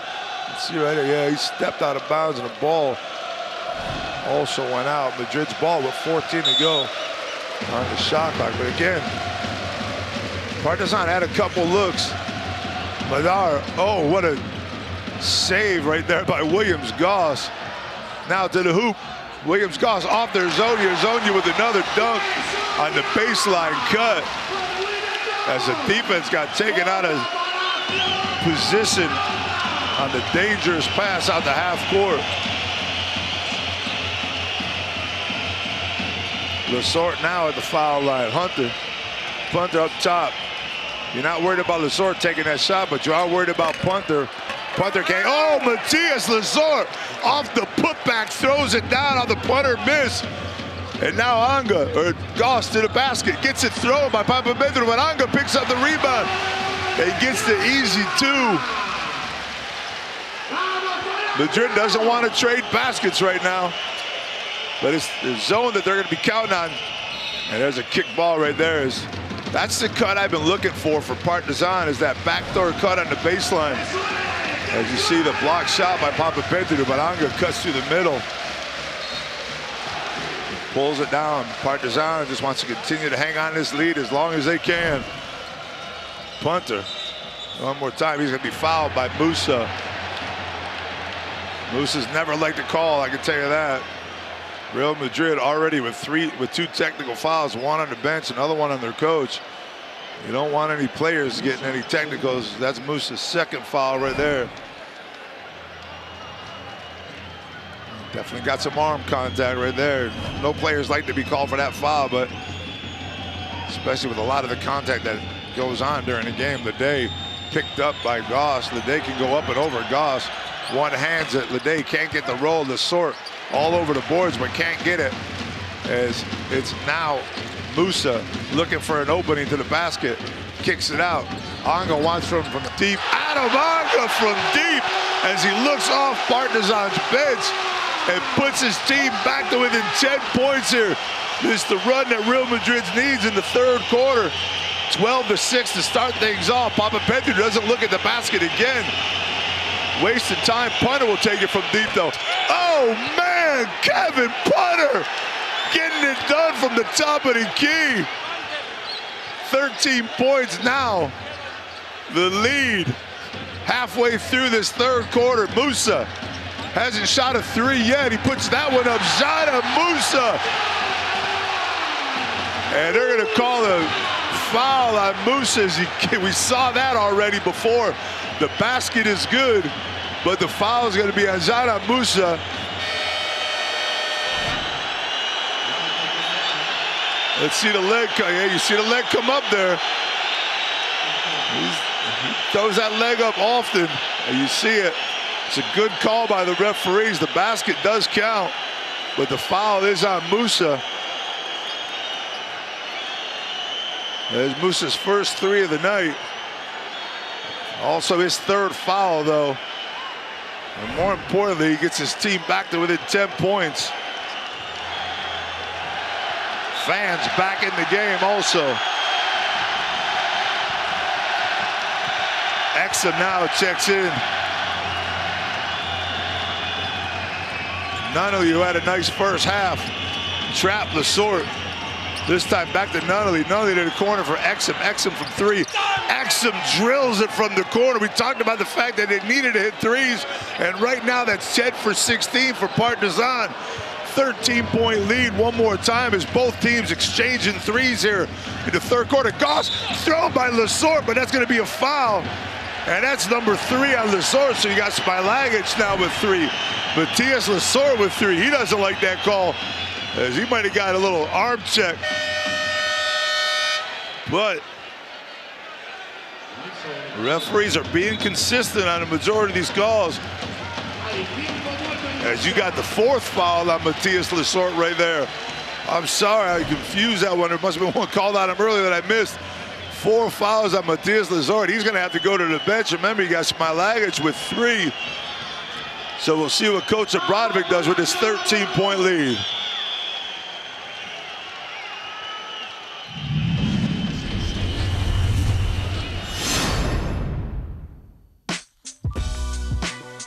And here's our Turkish Airlines flight time. Matthias Lesort setting the pick on Chacho Rodriguez. Going to the hoop, throwing it down over Mario Urzonia. Urzonia pleads his case for a couple flight times. He had a couple dunks, but your Turkish Airlines EuroLeague flight time is going to Matthias Lesort. And there you see AS Monaco welcome to Kaunas as they get the 11-point victory over Maccabi. Played Tika Tel Aviv. Give Maccabi some love on a great season that they've had, taking Monaco to a 5th game. But you got to throw out more love to AS Monaco. As 2 years in the league, they went to the 5th game against Panathinaikos, or against Olympiacos last year, and lost that one. Got taken to another 5th game this year, but this time the home court advantage was the difference. And the ticket is punched for AS Monaco, and still remains that a home team has not lost a Game 5 in EuroLeague history so far, as Monaco clinches that 5th game at home. And right now, with a 13-point deficit, Madrid is looking to not be that first team, as Williams Goss is doing everything he can with 9 points and a couple assists to keep that from happening.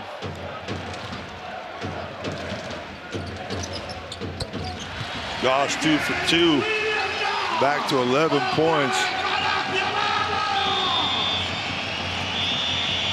Exit punter, and none of the other guys you got to be looking for. Leday's had a quiet night, only 3 points. Guy that's averaging double figures in this series. Exum can't find anything around Goss. Off to Nunnally, back to Exum. Exum just hit one from the other corner a minute ago. He's short this time. Look at the rebound by Papapetru, and that'll go to the line for 2. As Madrid can complain all they want about that foul right there, but you cannot let Papapetru get in. Watch him sneak in and get that offensive rebound against Williams Goss. There's no box out on the Greek as he goes to the basket. Now he's going to get 2 free throws. And that's the 4th foul on Eddie Tavares. I wasn't sure who that was going to be called on. And all the Madrid fans were fearing that it was going to be on the big man, and it definitely is. So now, 12-point lead. Juice Mateo looking over the floor, looking over his bench, looking at all his options. Eddie Tavares, 4 fouls. You got Matias Lasorda on the other side with 4 fouls. Papapetru hits both free throws to put his team back up 13. And now, decisions are to be made by Juice Mateo in his first season in a 5th game at home against Partizan. Tavares cuts to the basket, well stopped by Partizan defensively. Now, see if Leday tries to pick up an offensive foul right there, but it's Papapetru coming over. Only 2 fouls. They're fine with that foul. Papapetru says he knows what he's doing. Relax. You see him come over. He's going to try to get the steal. Go for the steal. If you can get an arm, you get an arm. But if you get the ball, you got another possession with a 13-point lead. Leday says, don't come over and help me. I got him. But that's only the 3rd team foul for Partizan with 3:49 to go here in the 3rd. Let's see what happens these last 4 minutes. Can Madrid get themselves back into this game and get some momentum going into the 4th? Goss is the guy who's been keeping him in it. He tries to float one in. He's a little bit off the mark there as he pushes it off to the right. And here comes Partizan. Nunnally. Woo, Nunnally got away with a travel right there. And all the fans know it on the right side of the building. 10 to go on the shot clock. Out to Leday. Leday from deep. Zach Leday forces Juice Mateo and Real Madrid to take a timeout. 16-point lead for Partizan as they take the punch from Real Madrid early in the 3rd quarter, and they come back and tie things up here at 17 and maintain that 16-point halftime lead. You see it on your TV, 72-56. Partizan Mozart, Belgrade trying to find their way to Kaunas with 3:22 to go here in the 3rd. Let's check into one of our timeouts here with Real Madrid.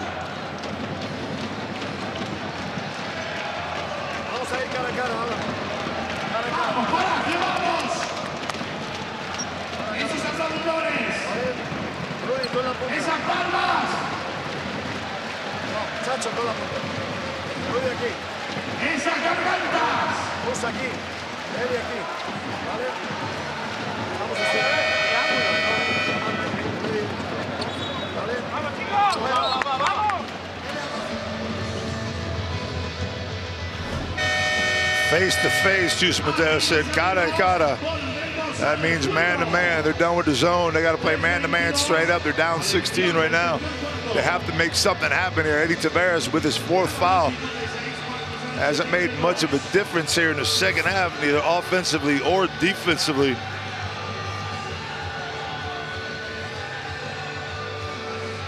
Tavares had 6 points at the end of the half when he went out with those 3 fouls.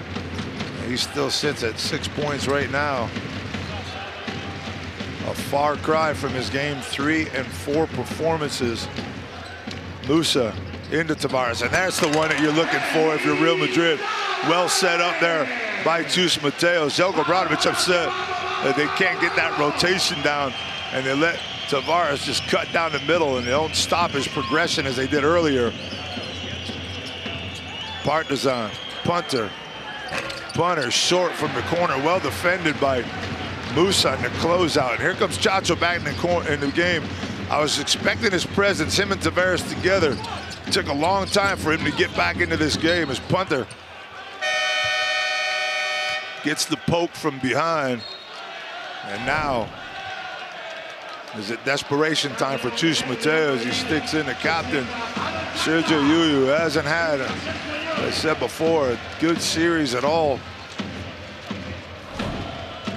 And now you're going to see if you can maybe get that streak of 3 threes in a row as Musa gets the easy look on the out-of-bounds play as Nunnally had his back to the ball. And now it's back down to 12 again.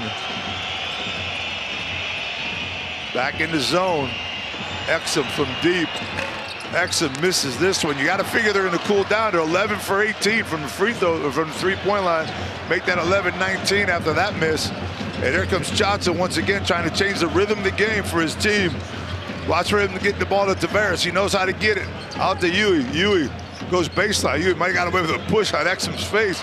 Had Tavares open for a minute. Now Yui's going to have to put it up. That's the one we were talking about. Air ball for Yui. And that's out of bounds. Rudy Fernandez, well defended by Partizan.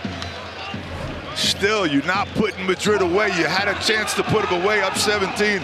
And now it's back to 12 points one more time.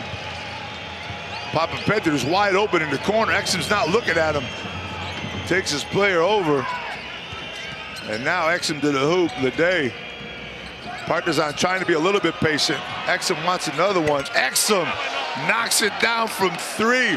Not afraid to shoot it tonight is Dante Exum. And it's a 15-point lead with 1.5 to go. Chacho's going to want to look for something there if he can go to Tavares. Out to Musa. Musa trying to make it happen. Gets the ball taken from him. Fouled by Exum down low, and it's an and one as Tavares gets the loose ball and throws it down. Exum almost had it. But Tavares with those big mitts goes down and gets all 10 fingers on it. And throws it down.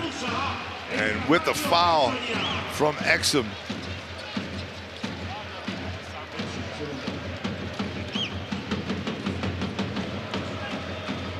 Tavares trying to take this down to 12 points.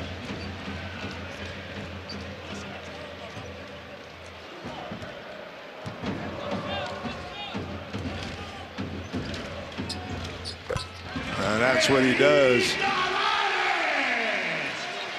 As he's now got 5 here in the second half.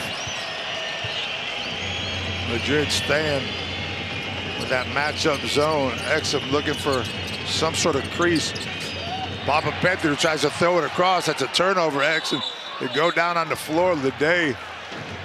Not wanting to give up a possession in a fast break. First man down on the floor to get it.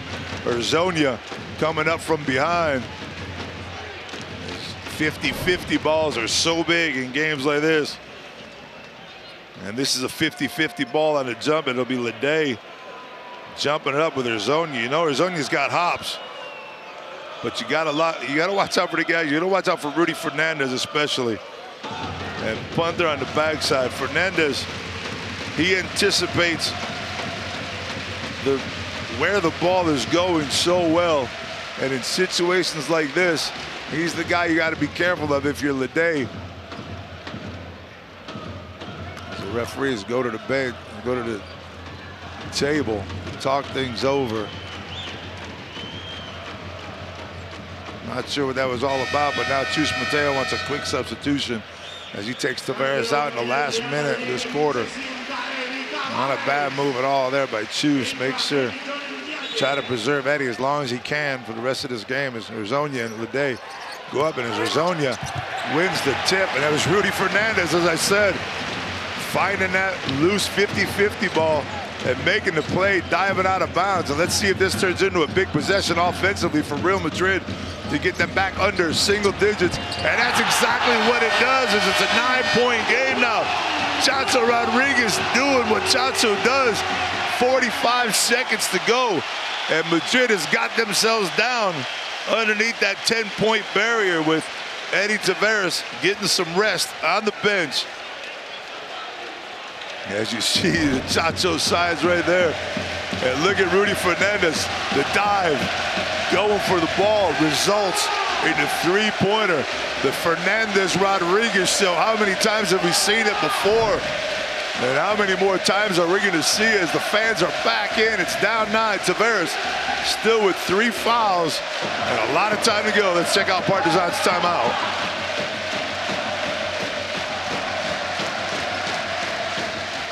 If you don't get pass, over here, swing the ball and pass to the side. Directly, get James, okay? After that.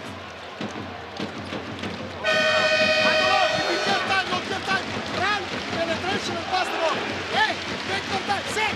He touched the ball. He touched the ball. You're over here. Make the beat.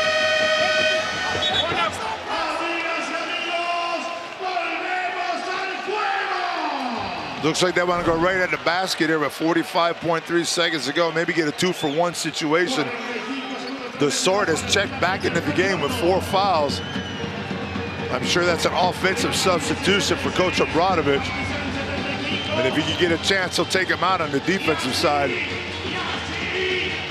Chacho knocks down a huge 3 to get this thing under 10 points for the first time since midway through the second quarter. Exum trying to run by Ndaye, but can't get it. Now they're going to spread things out as Exum wants to take the 18-year-old. He's quick on his feet. And there's a blocking foul.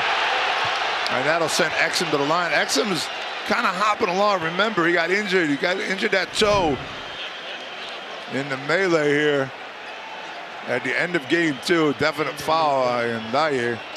Probably the best thing that happened for Real Madrid right there is not only had a wide open layup, and there's your offensive defensive substitution right there as Smilagets checks it back into the game. And Ndaye with his 4th foul, but I mean, then anytime you get out of Ndaye's extra time, as he's played 11 minutes tonight and shown up pretty well early on in this game. Just in there to make sure Tavares doesn't pick up that 4th.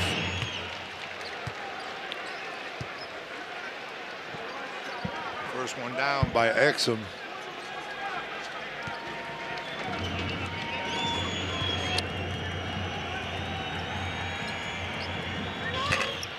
Exum with a miss right there. 10-point lead, Madrid. See if they could cut into that deficit just a little bit more. Partizan will have another possession. No fouls to give for either team. See what Chacho can do with it.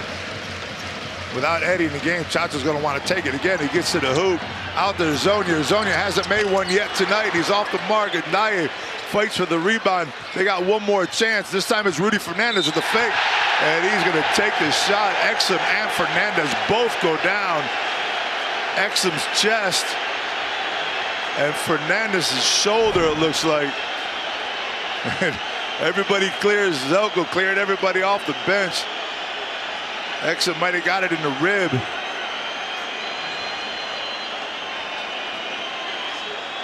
Both players colliding. This is big for Real Madrid, though, because Fernandez is going to go to the line for 3 shots. If he can shoot those 3, if not, it'll be someone coming off the bench for Real Madrid to take over for Fernandez. As he's holding on to that shoulder.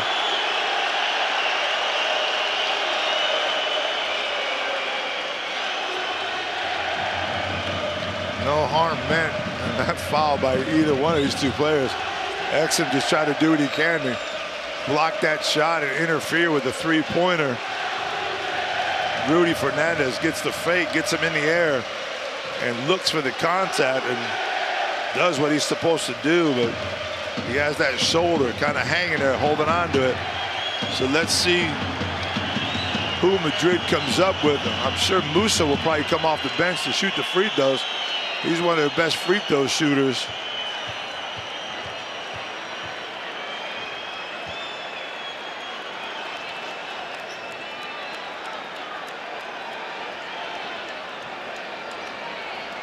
Chacho Rodriguez, Dante Exum, and punter have a little conversation. Yeah, Musa's the guy that comes off the bench to shoot the free throws here. It's going to be 3 of them, too. So Madrid could take this thing down to 7 points going into the 4th quarter. And I'll tell you what, about halfway through the 3rd quarter, if you knew you were going to be down 7 points going into the 4th, you would have been ecstatic about it because you got a chance. It's only 3 possessions. And Musa rattles home #1. Tavares and Daye Lesort all with 4 fouls with still 10 minutes and 1.8 seconds to play in this thrilling Game 5, the last playoff game of this incredible regular season. What does the Final Four have in store for us? That's my question, because the way these 5 games have been and the whole entire season of playoffs, who knows what's going to happen. So we already got 3 teams bound for Final Four glory. And 1 more here looking for it. Will it be Partizan returning after years' absence, or will it be Real Madrid making another Final Four appearance, going for that 11th title? We're seeing if Rudy has dislocated his shoulder now as Madar way off the mark. And Madrid goes into the 4th quarter momentum. Chacho Rodriguez jumping up and down, trying to get the fans into it. These first 3 minutes are going to be so important for both teams. If Partizan could reopen up that lead. But remember, Eddie Tavares sitting on that bench with 4 fouls, is still going to be back in that game.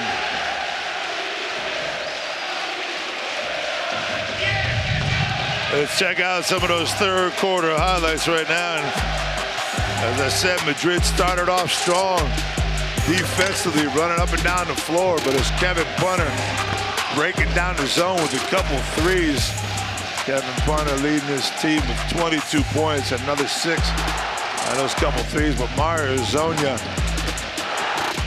did his thing, although he's 0 for 4 from 3, and Dante Exum with 13 points, including a couple threes from each corner.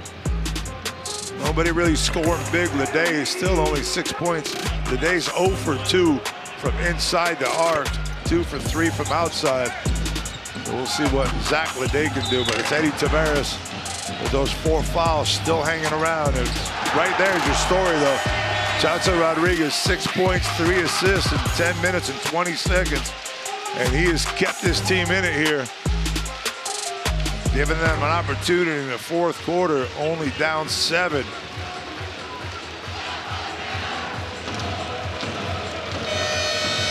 Shana Musa leading his team with 20 points, and the best performance of that quarter with 11 points and 3 assists. Having himself a big night, but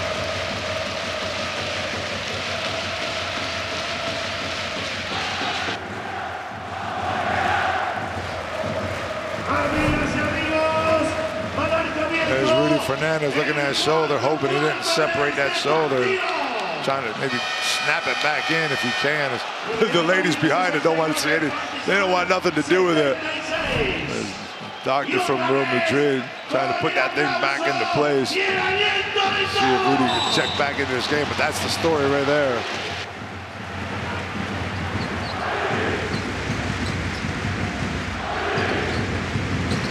Chacho one more time. Chacho now brings it back to 5 points on the first possession of the 4th.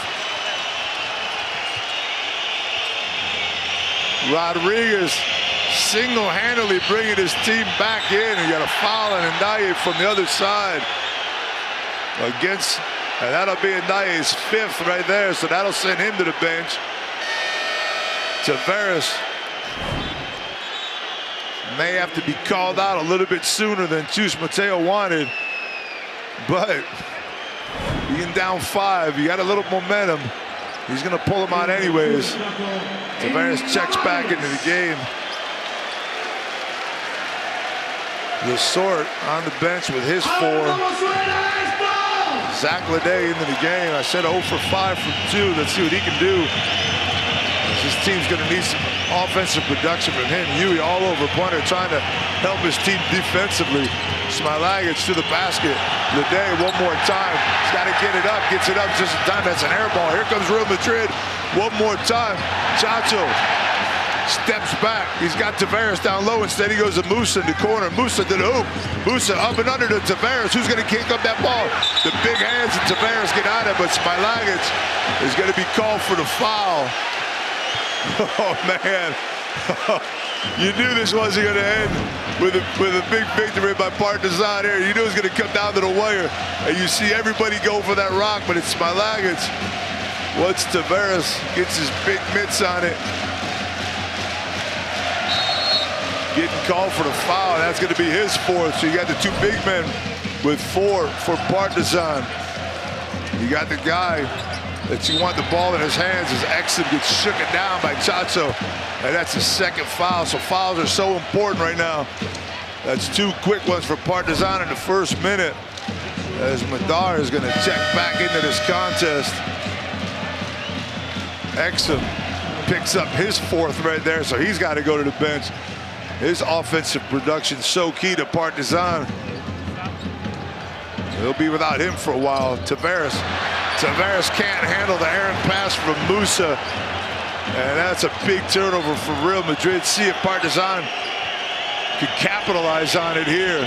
Nunnally up top, being forced to his left, goes to the right anyways. Smilagic hasn't hit one yet. Now to the basket. Oh! Alan Smilagic goes up and over, penetrating to the hoop and throwing it down.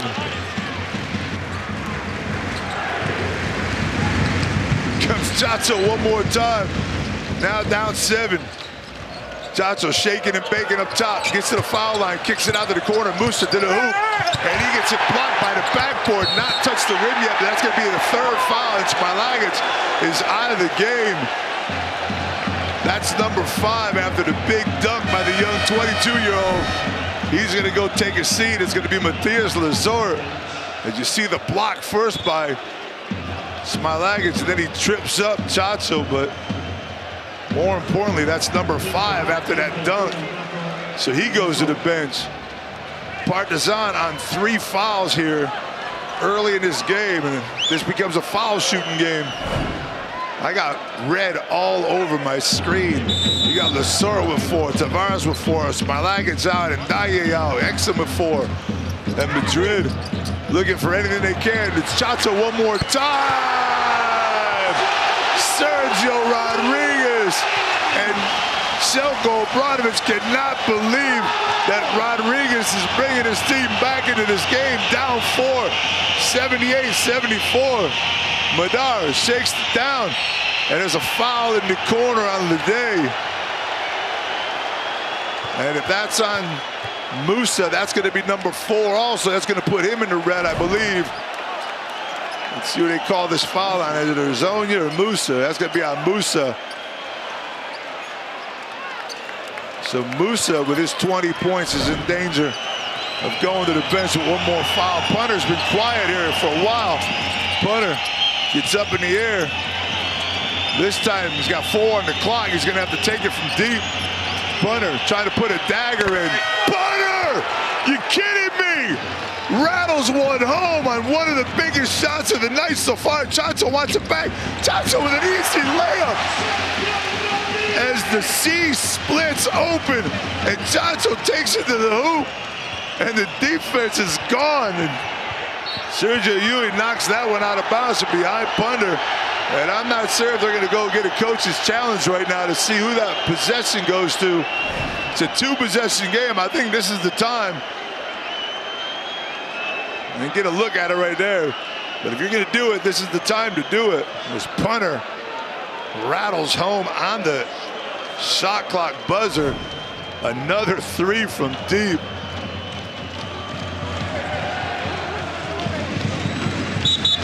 They're going to coach the challenge this one. And you have to with a 5-point game. It's a huge possession. You're talking about possibly making it a 2-point game or possibly making it an 8-point game, depending on who gets this ball right here. so much time left to go. It almost feels like this game's close to being finished. Go back.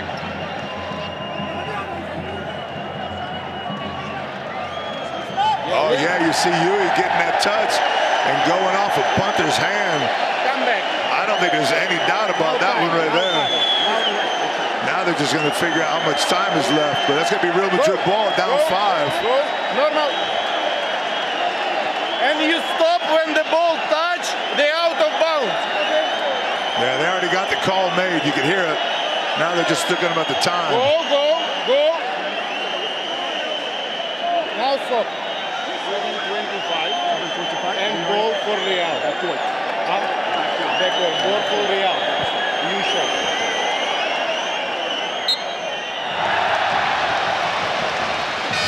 Huge defensive play there by Sergio Llull. Punter gets his finger on it last. And Madrid retains possession here with a new 24 and an opportunity to turn this into a one-possession game.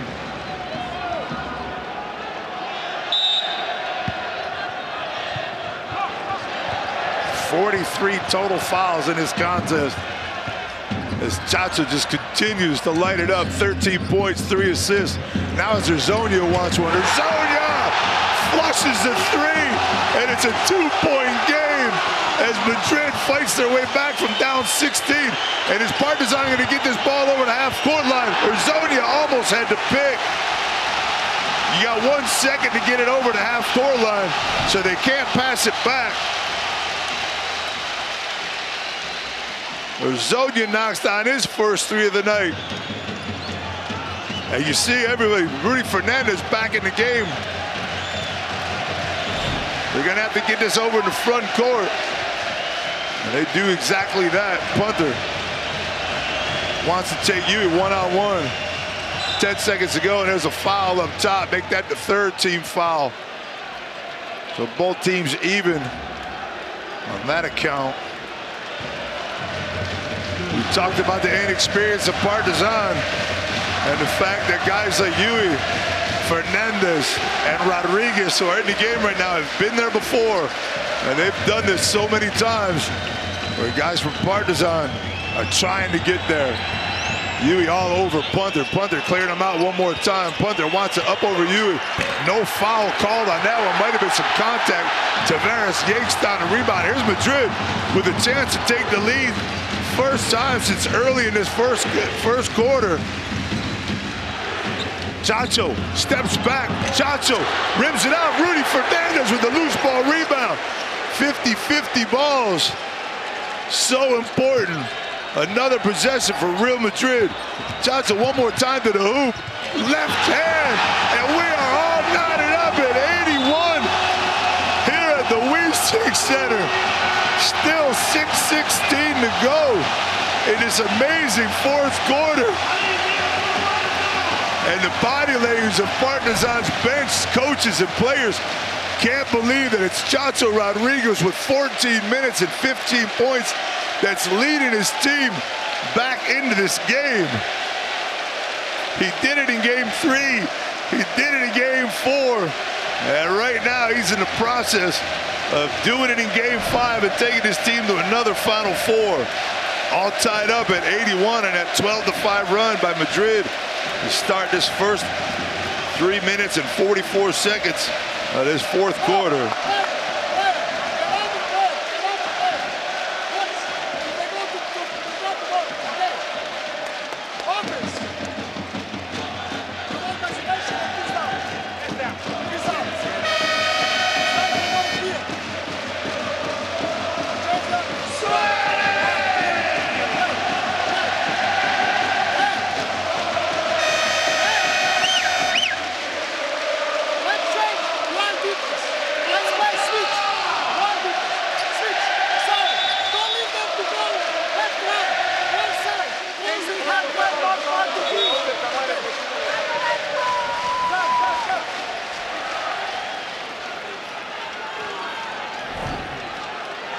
So Sergio Rodriguez with 0 points in the first quarter, 3 points in the second, 3 in the third, and give him 9 here so far in this fourth quarter.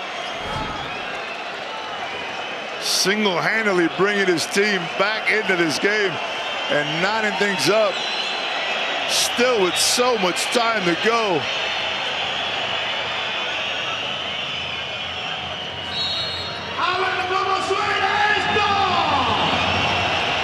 Sort off the punter. Partizan got in a little slowdown game when they had a big lead, and they haven't been able to do anything since. Offensively, they've been stagnant. Madar off the Lesort. That's a wide open look as Madar makes the nice dish, fakes the look at the basket, draws big man Tavares away. And now Madrid with another chance to take the lead here. Tavares all by himself with Madar down low, and that's going to be a foul call on the backside, I believe, by Madar.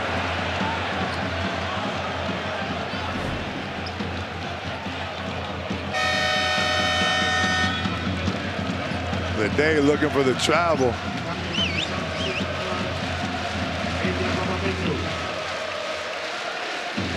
Who's going to be able to stop Sergio Rodriguez? That's the question. You thought it was going to be Tavares. We talked about guys that have stepped up at the right time. It was Goss in game 3, Ang in game 4, and now it's Chacho. Is he going to do it one more time in game 5? And he does. Sergio Rodriguez making 11 points here in the fourth quarter. And there's the foul right there. That'll be the team's fourth, so both teams now in the bonus. And it'll all be about foul shots right now as Madar is going to check back into the game. He comes in for Nunnally.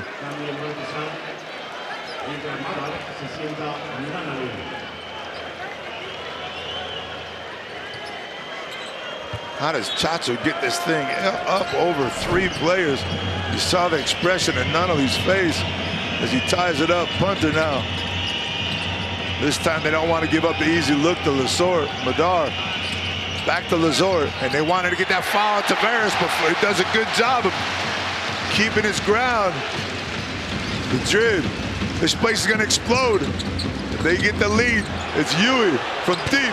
Yui knocks down to 3, and Madrid up 86-83 here in the Wiesing Center. Punter scrapping on the ground for the ball. It's going to be a jump ball. That could be a possible turnover right there for Kevin Punter. He dribbled into 3 defenders.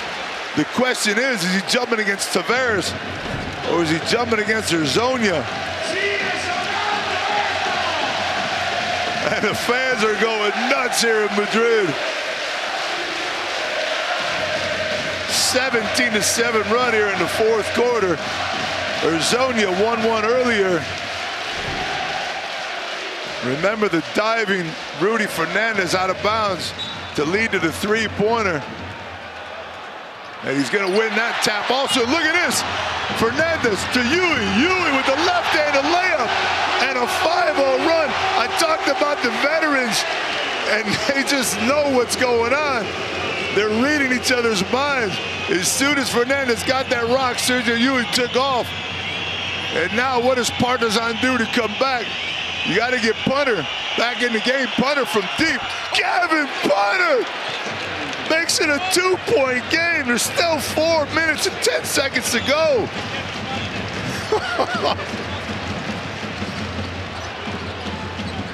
Rodriguez, is he going to get tired sooner or later? Urzonia with a fadeaway 3. Mario Urzonia 0 for 5 at 1 point. Comes back with a 3 of his own. Madar, had Papa Petru wide open in the corner, but gets the foul called. I'm going to take a little break here as we watch Punter stick the 3. I'm sure we're going to see Urzonia's in a minute. That was off the backboard. Kevin Punter, Sergio, you enjoying a moment. Can't believe it, but look at that shot by Urzonia. He makes it look so easy when he goes from deep like that. Now Madar with some huge free throws with his team down 5. And that's a huge miss.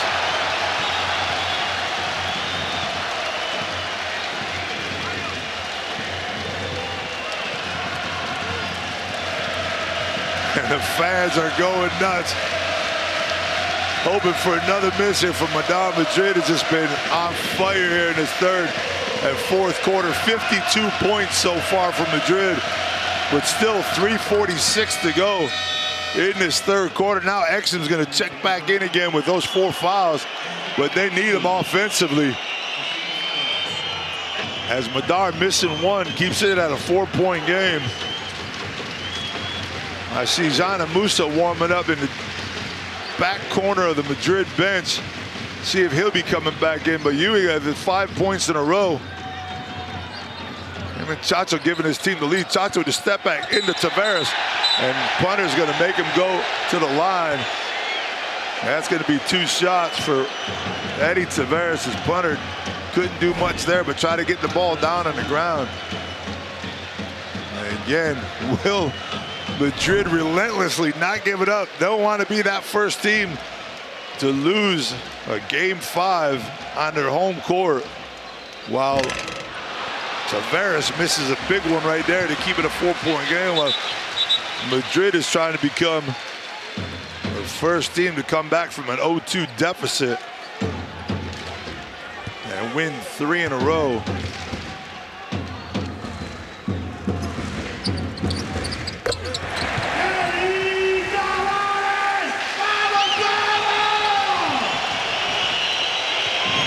Five-point game once again. Now it's Exum to the hoop. Gets shut down by Tavares right there as he had taken Chacho to the hoop. Now it's Lede off to Exum. Papa Pedro will see what he wants to do with it. Brings it into Tavares. Tavares gets his hands on it.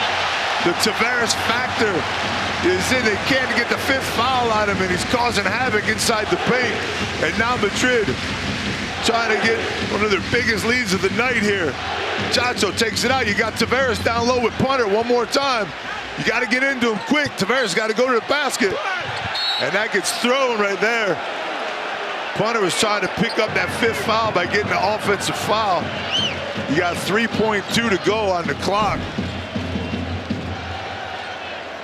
Sergio Rodriguez just walks by Rudy Fernandez and they talk it out. So these two know what's going on. They know what they want. Fernandez, watch for Rudy Fernandez, watch for Chacho with 3 seconds to go.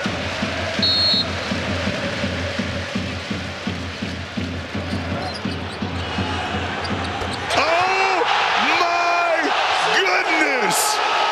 Sergio Yu with the mandarina that might win this game.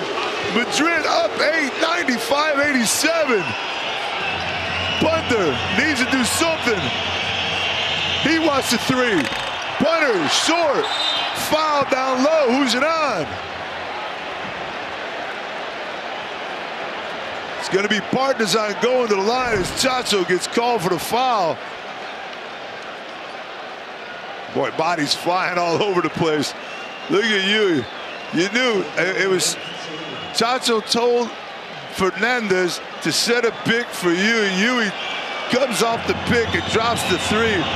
They've done this over and over again. I told you right in front of me, they spoke to each other. He said, go get Sergio. And Lesor, another miss. And you see, there's Yabaselli, Gabriel Deck on their feet, feeling the fact that they are going to the Final Four. Yabaselli will not take part in it. And neither will Gabriel Deck, but they're just happy that their team is getting that. Musa looks like he's hurt over there trying to warm up to come back into the game. But right now, a 7-point lead, 2:22 to go. Madrid can end this with a big possession here. You're kidding me. You're kidding me. Sergio Rodriguez does it one more time. Bringing back time. Chacho with 13 points in the entire series. Scores 19 here tonight. 30 13 of them coming here in this fourth quarter with another layup, kissing it high off the glass. And this game is all but over with 2:10 to go. Real Madrid with a 9-point lead.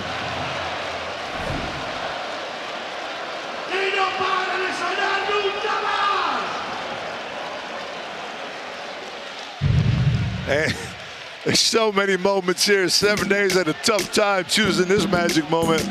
But it was Smilagic going to the basket on the fake, going by Tavares, cocking it back and throwing it down. Unfortunately for the young man, he went out on the next play with his 5th foul. And it's been nothing but downhill from that point on for Partizan. But there's your Turkish Airlines 7-day play of the game by Alan Smilagic. And there you see your chart right there. It's taken since the middle of the first quarter for Madrid to take the lead. And when they did, they've taken it big. As Madrid was down by 17 at one point. And it's Chacho Rodriguez absolutely taking over for his team. I told you before this game started, this is going to be all about Chacho Rodriguez coming out and doing what he did in games 3 and games 4. We talked about it. Game 1, only 5 minutes, 0 points, 0 for 3 from the field, had 2 assists in that game. Game 2, 11 minutes, 1 for 4 from the field, 5 assists in that contest. Game 3, 18.5 minutes, only 3 points, but had 4 assists. But changed the dynamic of that game in game 3. In game 4, 18 minutes, 21 seconds, 8 points to the field, 7 assists and a couple rebounds. And do we really need to go over tonight as Exum misses another free throw? 19 points, 6 assists for the young man, Sergio Rodriguez, as Madrid will not be the first team to lose a game 5 on their home floor in the EuroLeague. They're going to have to wait one more season for that to happen. With 2:03 to go, I hate to say it's over, but it's not looking good as Madrid knows how to play with the lead. They're going to take as much time off this clock as they can, unless Chacho can get himself to the basket one more time for an easy layup. But up top to Tavares. Tavares tries to tap dunk it, can't get it to go down. Steps on the line, and that's going to be Partizan ball. Let's see if they can get this down to a 2-possession game. They get a 3-pointer here, you're down to 5 points. And that changes things quickly. Exum gonna want to bring it up quickly. You don't have much time to play offensively. Madrid's obviously gonna protect that 3-point line. Exum goes up for 2 instead off the glass. Now you got a 2-possession game, but it's 6 points. Big defensive possession here for Partizan. Can they stop Madrid from getting an easy look, get a rebound and get out on the break and put some pressure on Madrid in the next possession? Yui wants it one more time. He's feeling it off the Chacho. Chacho, he's short. Rudy Fernandez with another loose ball rebound. And I mean, that is huge. That's 2 big ones by Rudy Fernandez. Remember the runner from inside. Chacho wants it one more time. Chacho's long, and Rudy Fernandez does it one more time, but Hezonja. Fernandez can't believe Hezonja dove in for the ball, but you gotta get, I mean, Hezonja does what he has to do. Rudy thought he had it. Watch Rudy come out of nowhere. One more time from behind. Gets it.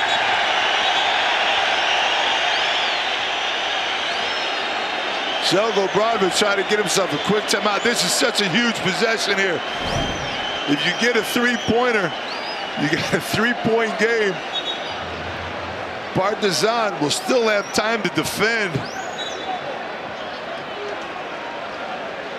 Depends on how quick they can get this basket. You got to go for a 3-pointer if you're Partizan. Try to get it away from punter's hands, bring him back to the ball, and give yourself enough time to get a stop, as we got an official review on the out of bounds. Of course, this is an official review because we're within 2 minutes here. 56.4 seconds to go. Arizonia's on the floor right there with the ball in his hand. Right from that angle, it looked like his shoulder was off the ground. Which camera, please help me. Need to let the play develop. Yeah, but now which camera? Gotta find the right camera. Remember, they called it out of bounds. This? Probably. There he's got the ball in his hand. He releases it, but you really don't get a good look here. This one maybe a little bit more. Can we zoom? But this is the left shoulder. The left shoulder is more exposed to the line than the right one.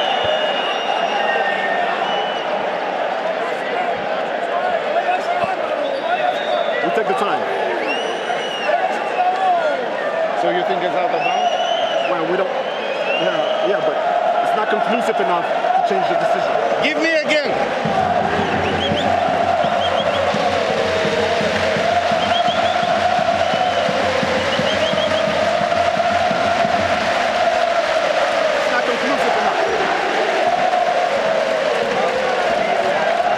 Still with the ball in his hand right there. And now show me the time,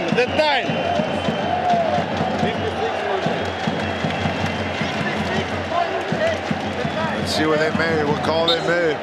Yeah, it's Partizan's ball. That's huge, because that still gives Partizan life right now. A 3 here makes this a 1-possession game, and if they get it within enough time, they can just D up and try to get that last shot. And we all know what Kevin Punter did in game 1. And why not? It's been that kind of series. And they want to get it up quick if they can. Punter into the corner as quick as he can. Exum. Leday wants it from 3. They went the opposite way. Zach Leday does it. And they did it within 9 seconds. So there's 47.9 to go. There's so much time remaining in this game. I called it over in 2 minutes. It's the commentator's curse right there. As Leday knocks down a huge 3. You saw Punter sprint down the court. No one expected that ball to go to Zach Leday. And he pulls down to 3. And we have a 3-point game right here with 47.9 seconds to go. Let's go to the timeout and listen to Chus Mateo. Quiero que saque Sergi. Vamos a recibir. Sergi tiene el pase de vuelta. Vale, Chacho y Adam a recibir. Sergi tiene el pase de vuelta si fuera necesario. Quiero esto. Mario. Oneli. No quiero el pase a Mario. Quiero este pick and roll central, o con Sergi o con Chacho. Tenemos. Amigos, volvemos al juego. What a big call you had on that out-of-bounds call at Arizona, diving for the rock. And Partizan within 9 seconds pulled up the 3. And had the fans nervous right now. And now it's a 3-point game. Partizan does not need the foul and send Madrid to the line. They have more than enough time to defend here and get themselves in. They even have time to get a good stop and get to the basket for a quick 2, and then maybe foul as they try to pressure up at half court. Anga close to being trapped. He is trapped now. Can he get rid of it? Anga out of bounds. Madrid's ball dangerously close to a turnover right there. 15 seconds to go on the shot clock. Are they going to take a look at this? Because there's no foul called now. Did that go off of Anga's back? If it did,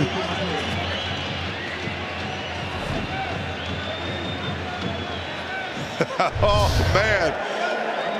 This series is being dragged out as long as possible. You're going to see Nunnally come in with the hand from behind. And did that go off of Anga's elbow?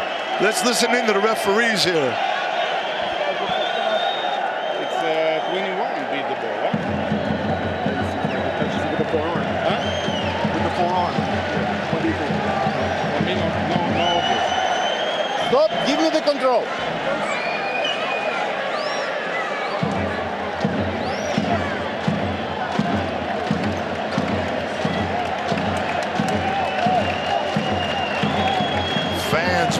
everybody looking up at the scoreboard at the top of the Wiesing Center, trying to see the angle as the referees continue to talk it out.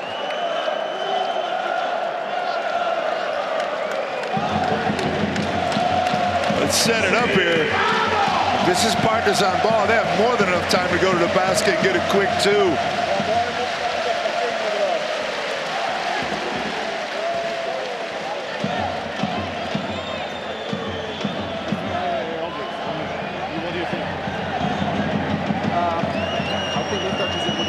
Maybe we can ask also Oleg just in case, because he's not in the play. We cannot understand who touched lost the ball, okay? Just help us. Any other camera?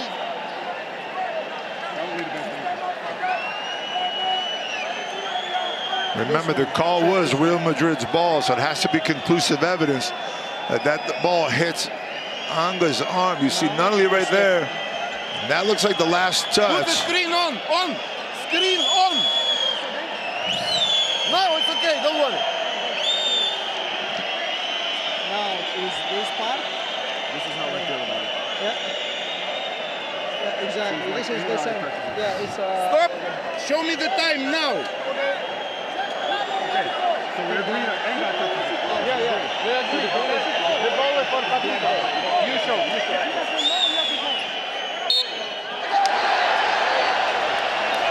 Partizan has the ball and more than enough time, as I said, to get themselves to the hoop quick. Watch out for Exum here coming up the court. Lasorte is going to get the inbounds pass probably, get it back to Exum and see if he can take it to the hoop. If you get too quick, you have time to defend and you can even foul. It's send Madrid to the line. There's Lasorte with the rock right there. Exum now gets it. Now he's going to want to take Rudy as quickly as he can. Instead, they're going to take more time off the clock. Punter out to Lasorte. That's not the guy you want outside the three-point line, but he is, and that's off. And there's a foul from behind. Zach Leday flying in as Urzonia pulls down what might be the biggest rebound of the night.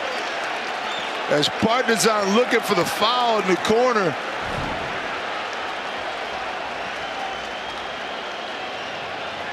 That was about the same spot that punter ended game one. And you see Leday coming up over the back. And now that changes everything as Mario Urzonia goes to the line and he can make this a 5-point game. Urzonia 76.4% on the season. Looking to make his two biggest free throws of the year right now. And he rattles out the first one. 24 seconds on the game clock. That's it. Nerves are there. If he misses this one, Partizan's got another chance to tie this thing up and send us to another 5 minutes. That one goes straight through. Now you got to get a three up quick if you can. If you're Partizan, Exum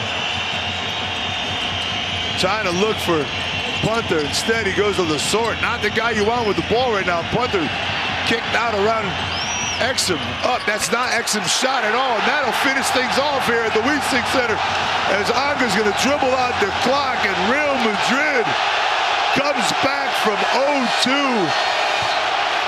and takes the 5-game series, winning on their home court, and will go back to the Final Four one more time in the most unimaginable fashion.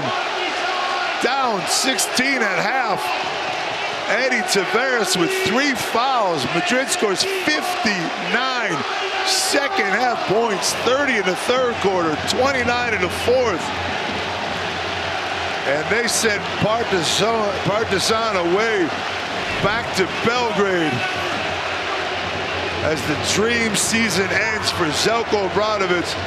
And Partizan Mozart bet Belgrade here at the Wiesing Center. Everybody thought it was over at halftime. Everybody but Real Madrid and Željko Obradović, who had our halftime reporter told us that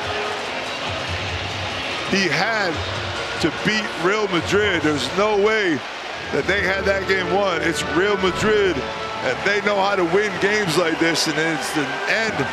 It's the experience of Rudy Fernandez, Chacho Rodriguez, and Sergio Llull. Chus Mateo decides to go with to take things over in the second half. And man, Madrid fans just have to love what Chacho Rodriguez did for this team. Sergio Rodriguez, 19.6 rebounds in 19 minutes, had 13 points total coming into this fifth game, and drops 19 points. But it's not only the way he did it, there was 13 of those points in the fourth quarter when they needed him the most. And never has a la Madrid, the song, sounded better than it does right now at the Wiesing Center from Real Madrid fans, as their EuroLeague season here at their home court is finished. But their team will be traveling to Kaunas, Lithuania in just about a week's time. And nobody remembers, as we'll talk about it here coming up, the matchup that they'll have once they get there. I'm sure they're not thinking about it right now. That's something you'll think about as time goes by. You see the brothers there, Yabusele walking off the court. Kevin Punter so dejected, doing everything he could to win this game for his team, but just not enough. And a painful 4-point defeat by Partizan, as they were only able to score 39 points in that second half. And of course, I said that if this game was played 80 or below, it was Real Madrid's game. And if it went above, it was going to be Partizan's game. And certainly looked that way throughout the first half and most of the third quarter. But a 29-18 run in the fourth quarter gives Real Madrid that 98-94 lead. Win, I should say, as dejected players from Partizan slowly make their way off the floor. And there you see your game stats right there. 36 rebounds for Real Madrid was such a big part of it.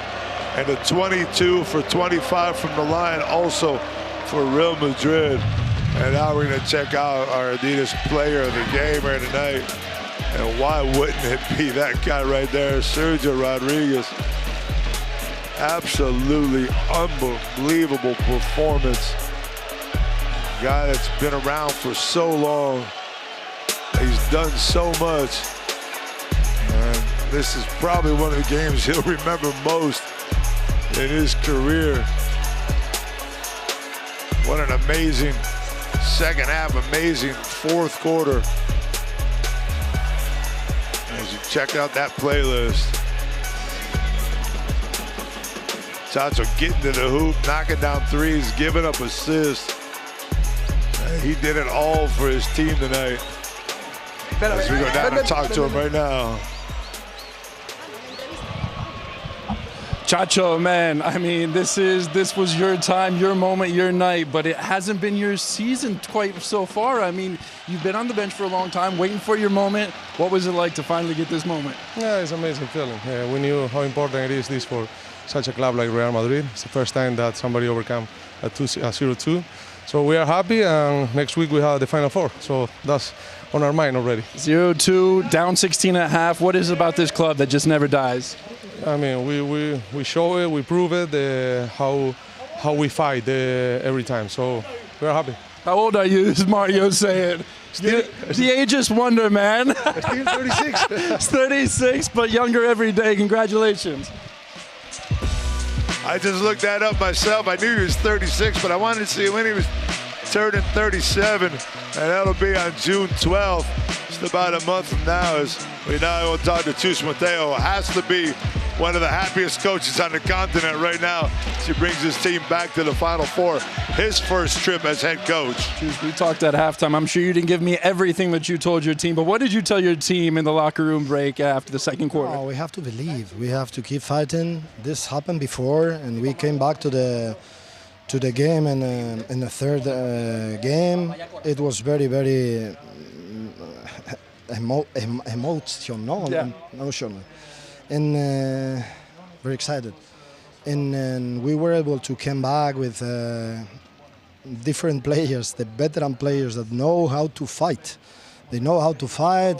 Chacho find a window, Sergi, Rudy, Mario, Eddie, they fight a lot. And it was not easy, but this is Real Madrid. Are you guys in the Final Four if it's not for Chacho Rodriguez? We are in the Final Four because we fight from September. And we are fighting against too many things.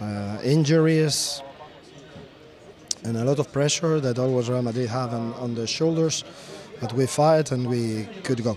How long before you start thinking about the next game in the Final Four, the semi-final? No, no next game. Just tonight. Tonight to enjoy, to enjoy.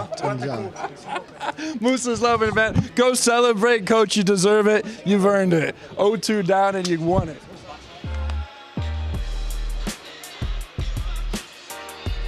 There you look at your shot zone, but it's 19 points from Chacho Rodriguez.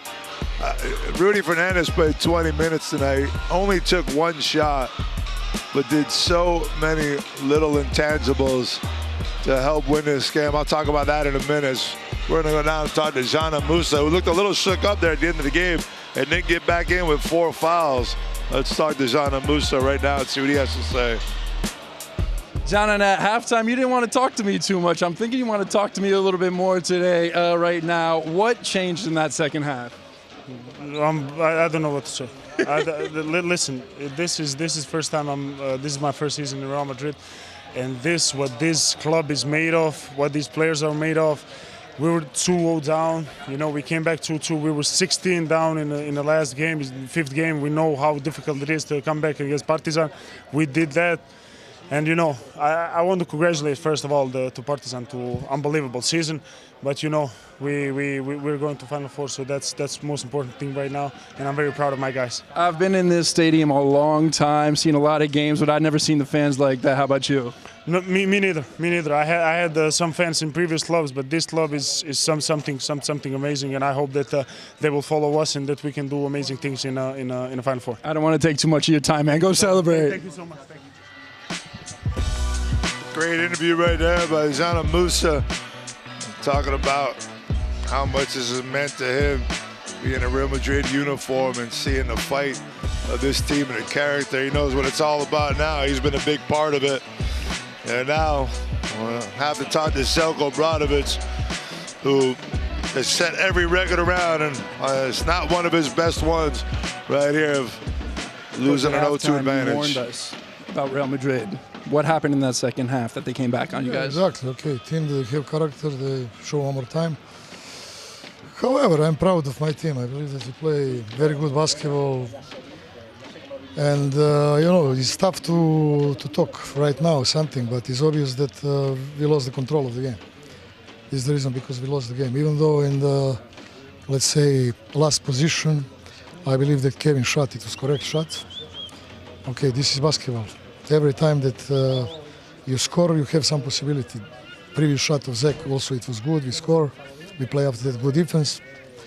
However, congratulations one more time to Real Madrid. Thanks a lot, Coach. Appreciate it. Tough inner there for Željko Obradović as he set so many records. This is his second loss in a 5-game playoff, and I should say in a playoff. Lost to Baskonia back in 2006. He was 10-1 coming into this one, and of course, no team has ever lost an 0-2 lead.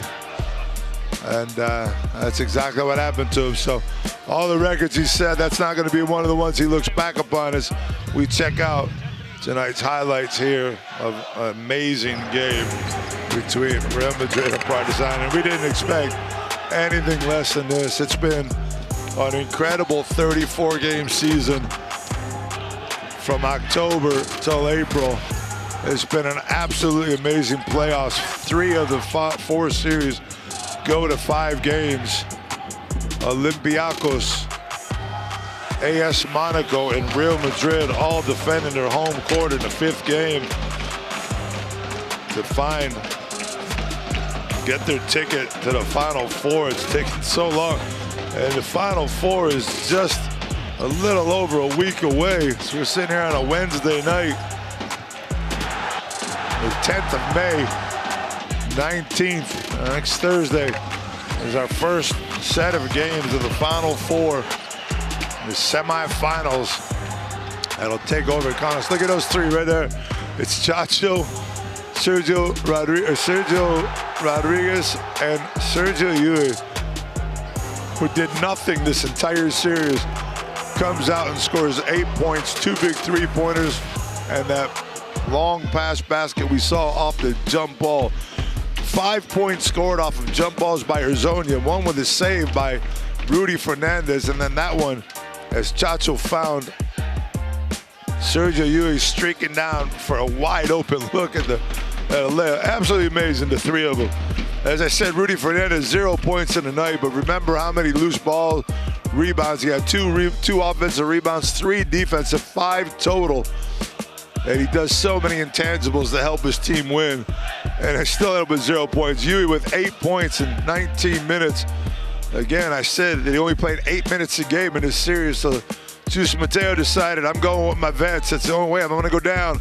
I'm going to go with my 3 old guys, and he did exactly that, and they came through for him. Rudy Fernandez, Sergio Llull, and of course, Chacho Rodriguez, as we look at the Final Four playoff table that's finally over. It's been an amazing round as Olympiacos went to the 5th game and won at home last night against a very difficult Fenerbahce Beko basketball team, trying to be the first 8th team to beat the first, and now 97-86 score that end of win the series for AS Monaco 3-2 over Maccabi Tel Aviv.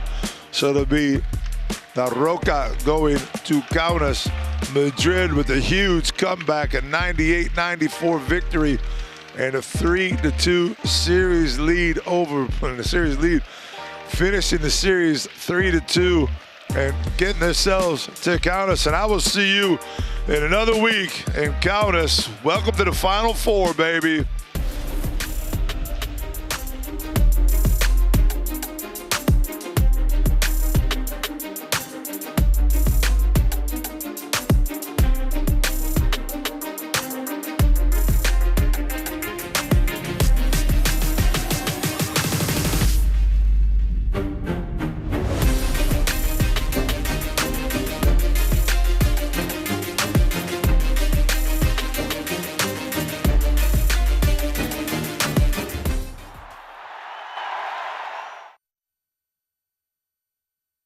Turkish Airlines EuroLeague in association with